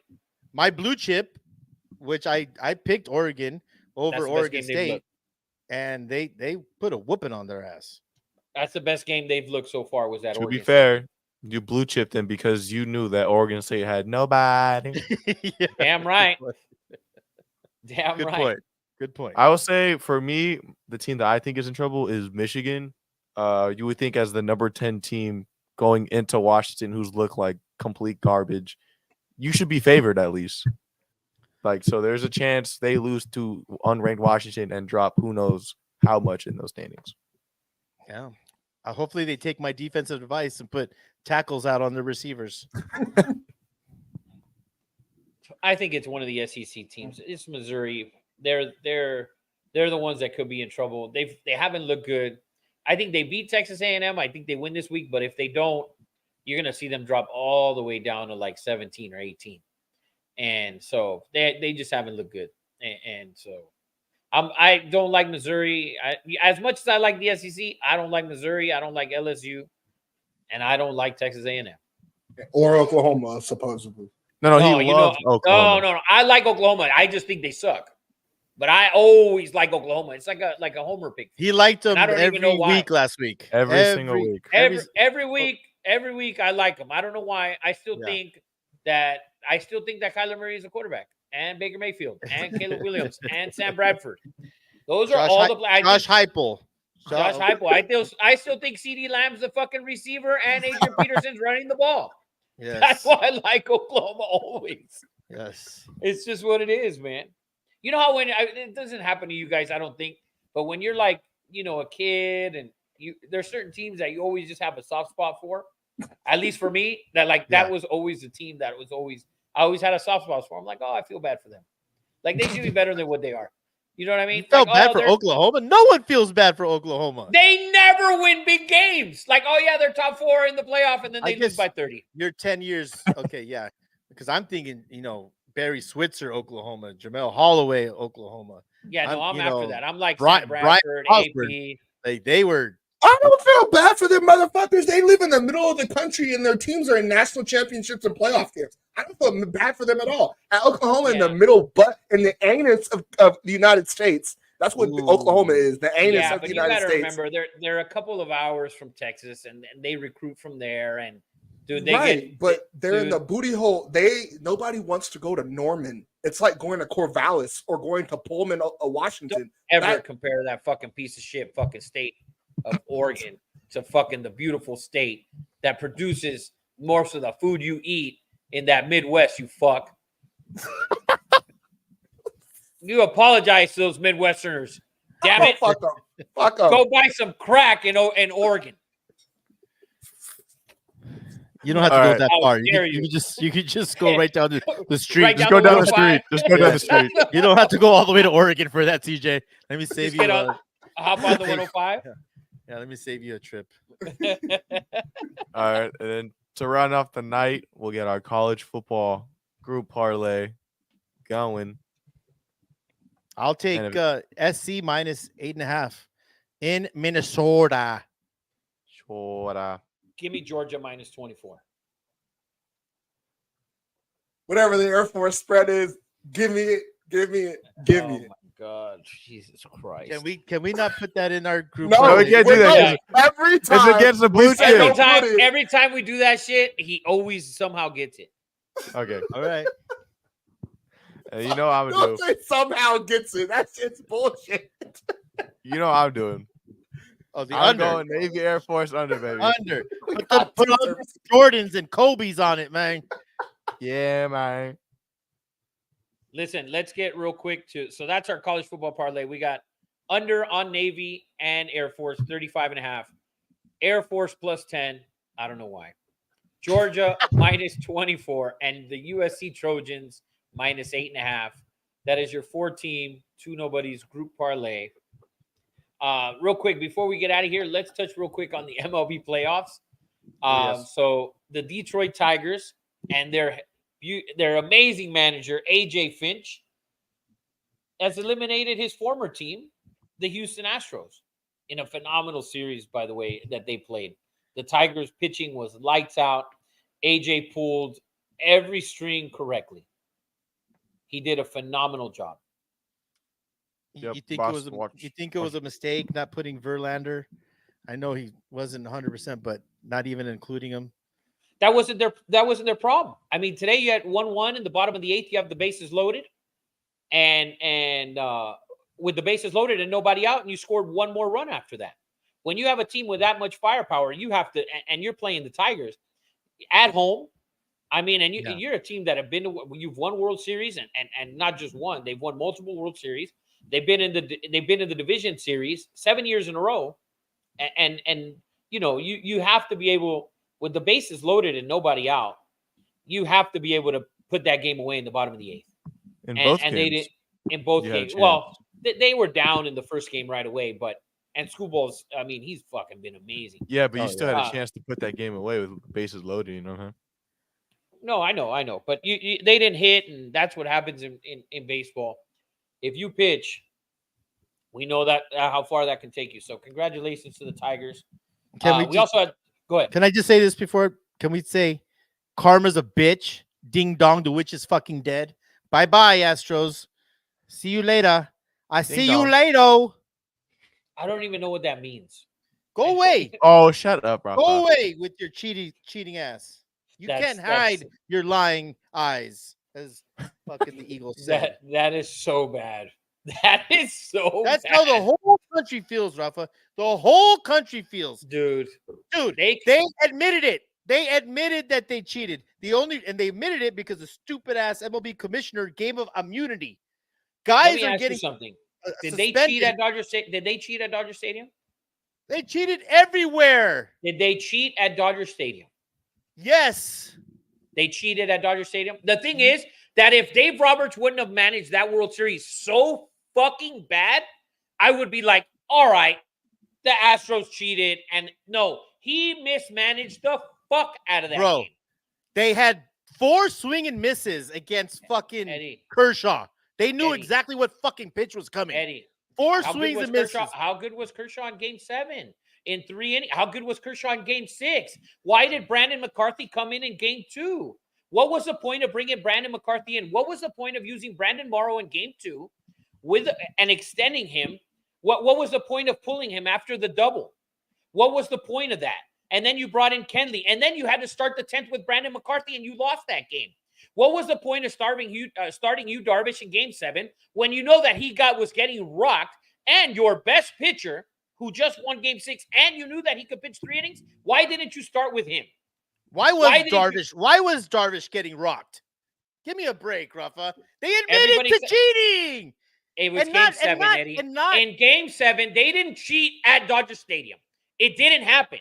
At Dodger Stadium, they didn't cheat. And they still lost. They lost 2 or 3 games at Dodger Stadium, and it never came out that they cheated at Dodger Stadium. So they lost 2 out of 3 games at Dodger Stadium. So they lost Game 2 at Dodger Stadium, and they lost Game 7 at Dodger Stadium. So what was your excuse then? He mismanaged the team. Bottom line, Dave Roberts, the only reason he has a fucking World Series is because the manager from Tampa is worse than he was.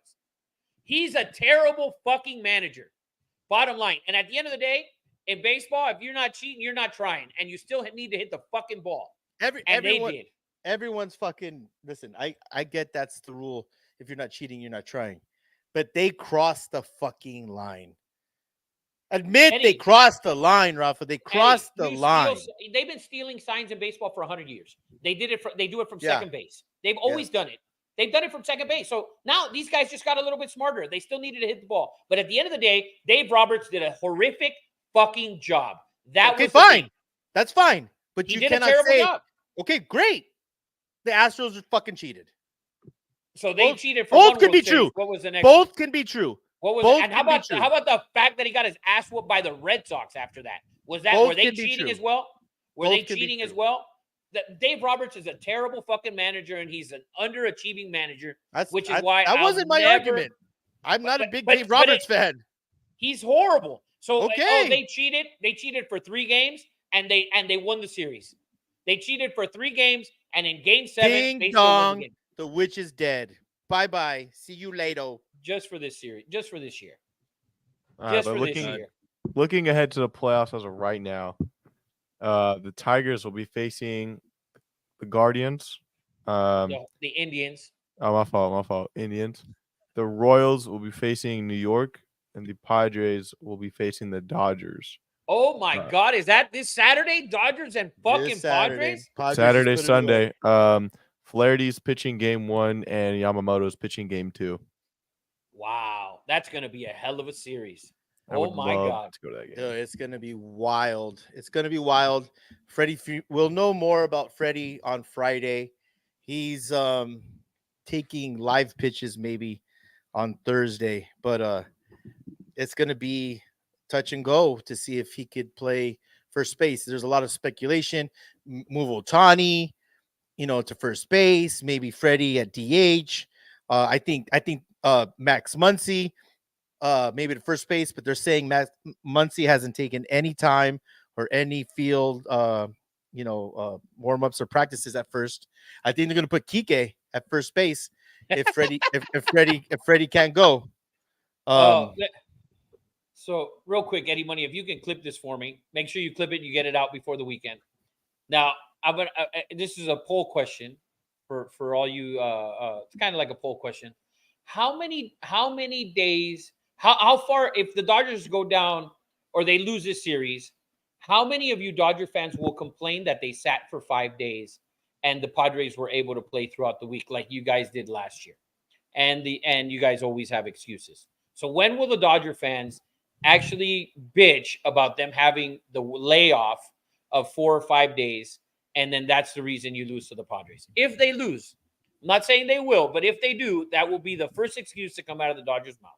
Not that they don't have a pitching staff, or that Mookie Betts will probably hit under 100 again in the playoffs, but that will be their excuse. The biggest excuse for the Dodger fans will be that they sat for 5 days. Guaranteed. Wrong. They used it last year. They did use it last year because it was that whole new wild card. By the way, like these teams playing 3 games at home in a row is weird. The whole playoff system is weird, but it won't be the excuse. The buck stops with Dave Roberts. Dave Roberts has already come out and said guys have a bigger sense of urgency. So your question, don't clip that. It's dumb. It's gonna happen. 100%. It's gonna happen. No. Dodger fans are going to blame. Listen, they've had a shit ton of injuries. That happens in baseball. That won't be an excuse either. Eddie, Dodger fans aren't realistic. They will want Dave Roberts won't survive. If they lose to the Padres, it'll be Dave Roberts' head. And that's it. They won't complain about sitting for a week. They will complain about Dave Roberts. And you just gave a 2-minute speech on how bad he was. That's what the Dodger fans will do. He's horrendous. He's been horrendous. Then. And the Dodger fans never complain about him. That's not true. I'm not talking about the real fans. Okay, all 4% of you Dodger fans. I'm talking about the other 96% that bleed blue. That fan. Because last year was the complaint. Oh, we sat for 5 days. That's why we lost. Well, they look like shit. They couldn't hit the ball. But now here's the thing. You look like shit last year. You're in the same exact situation. So what are your adjustments? It won't be, oh, we got screwed again. We won the division. No, you knew what happened last year. And Dave Roberts, what did you do differently? And if you get your ass kicked, it's simple. Dave Roberts must go. Bring in Mike Scioscia. He's been a must go. And it doesn't happen. He's been a must go. He's 4 years removed from a World Series. He's still there with $200 million plus payroll. And now you have the best player we've seen since fucking Barry Bonds, probably. At least offensively. Yeah. And if you don't do shit with him, by the way, a meme came out today that said that Bobby Witt has more playoff wins than Shohei Ohtani and Mike Trout combined. It's fucking horrible, man. Oh, it's so bad. So bad for Trout. I really do. Oh, yeah. Yeah, poor guy. He's done. He's off my top 5 list. I have those three matchups. I have their odds to win. Tigers and Indians. Tigers are plus 120, and Indians are minus 140 to win the series. Man, I love AJ Finch, what he's doing, and they traded Flaherty to the Dodgers, right? Yeah. Yes. And thinking they weren't going to make it, and after the trade deadline, they were fucking phenomenal. AJ Hinch has done a hell of a job there, and Scooball's going to be the Cy Young of the American League, from what it looks like, right? And I mean, Dodgers tried to get Scooball. They almost got him. Yeah, and then they would have really been screwed. But I like the Tigers at plus 120. I'm not an Indians fan, so I like the Tigers. I'd like to see them and they're hot, man. You go in there, you beat Houston 2 games on the road. I mean, that's fucking great. And then the Yankees. What do we got? Yankees Royals. That's got to be like minus 250. Yankees, no? Yeah, Yankees are minus 230, and the Royals are plus 190. Dude, let's talk about the Birds. They were, a lot of people told you last year. I think I picked them to go. You picked them. You picked them to the World Series. I think they're the same thing as last year. I think they're one of those teams that's just overachieving and too young. Too young. I think too young. I think they're key players, they're best players. I think they're still too young. And they went out and got Burns, and fuck, dude, he pitched 8 innings yesterday, allowed a run, and you didn't score. Mm-hmm. Yeah, and you didn't score. Today they scored 1 run.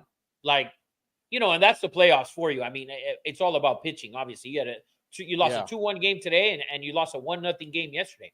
I mean, if they told you were only going to allow fucking 3 runs in the first 2 games, and you were going to lose both, nobody's going to believe you. Yeah, and that's what they did. I mean, phenomenal pitching by the Orioles, and a hell of a job by the Royals. I mean, and the Orioles had bases loaded today in the 5th, and you thought they were going to get to Lugo with 1 out, and that didn't work out. And so it's so situational. You're seeing over-unders being set at 6.5. You don't see that in the regular season. Oh, no. But the NL teams fucking took care of that today for sure. And then you got, by the way, game 3 of the Brewers and Mets tomorrow. Yes. Dude, let's give Lindor Lindor's been out of his mind.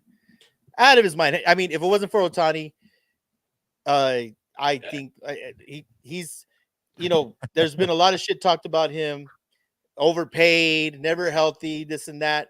This year, Lindor's been all that, and I'm actually happy for him. Mets are even money tomorrow to win, and the Brewers are minus 120. That's going to be a hell of a game. That's where they throw everything out there. The under should be set like at 6.5 because they're just going to 7.5.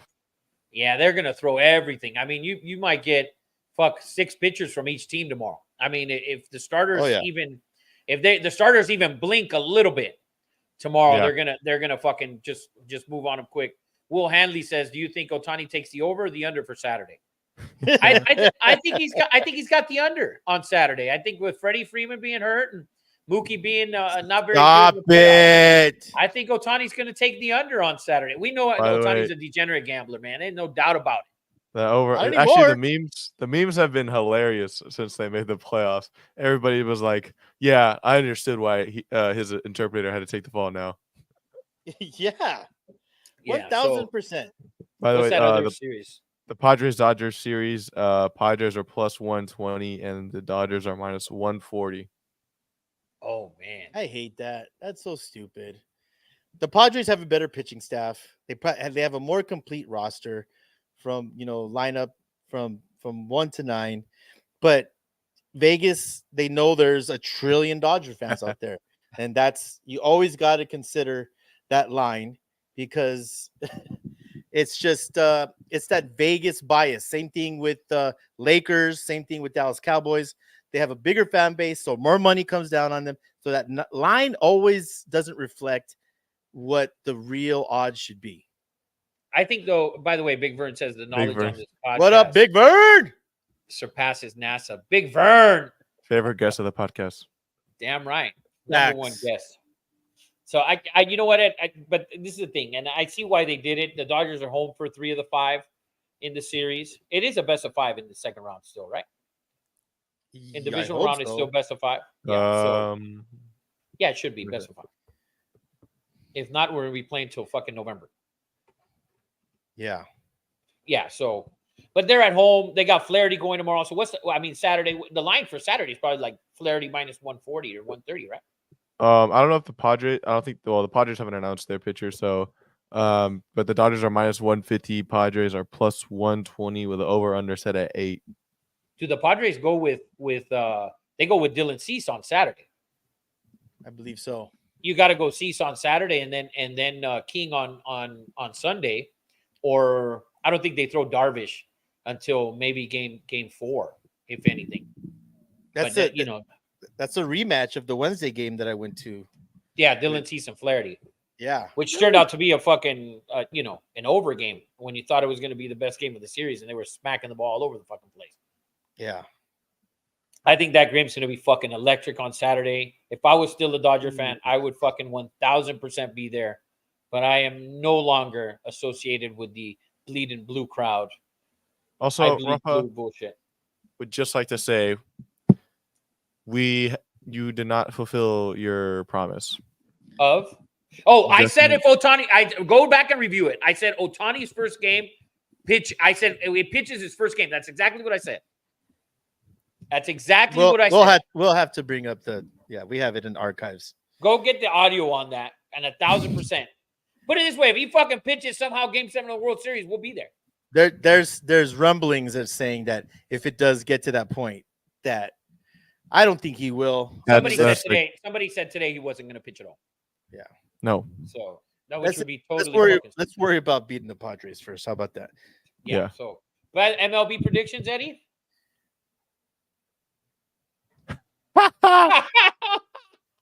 Vern said, "Okay, Sleepy Joe Rafa." Oh man, I got proof of that, Big Vern. There's proof. We're gonna get the fucking video out so these guys can see it. By the way, in the other series, I'm still sticking with my original World Series pick, which was Phillies and Yankees, and it's still alive. Still alive. I think I had. Did I pick the Padres? You had Orioles Padres. Yeah. Or you had. I know you had the Padres. I know you had the Padres winning the NL West because you. Maybe I went. You know what? I think I went Orioles, Braves. I think. I thought you went Padres, but I went Padres 2 years ago. Yeah, you did. Okay. 2 years ago. I had Orioles, Phillies, but that's no longer in play. Phillies are going to host either the Mets or the Brewers, so that's going to be fucking awesome as well. But I'm going to stick with the Yankees and the Phillies. Although the Padres are playing fucking great. They are. A little too good. But that is about a wrap on episode 98. 98. Phenomenal one. Great to see Big Vern in the chat. Thanks Will to Hanley. Yeah, Will always showing up. Zach, Zero Cool. Yes, it's always Lucas been great, banned guys. for dropping fake news. Fake news on us. Wow, what the fuck was this dude doing? I think he thought we were going to be upset, but we wouldn't be if that's the case. It upset me for a second, but yeah. So, but anyways, guys, episode 98. Thank you to CJ, Eddie Money, Rafa. We love you guys. Go Dodgers, baby. And DA, stop being a bitch, man. Say sorry to the team. Play. Peace. Later, guys. Later, guys.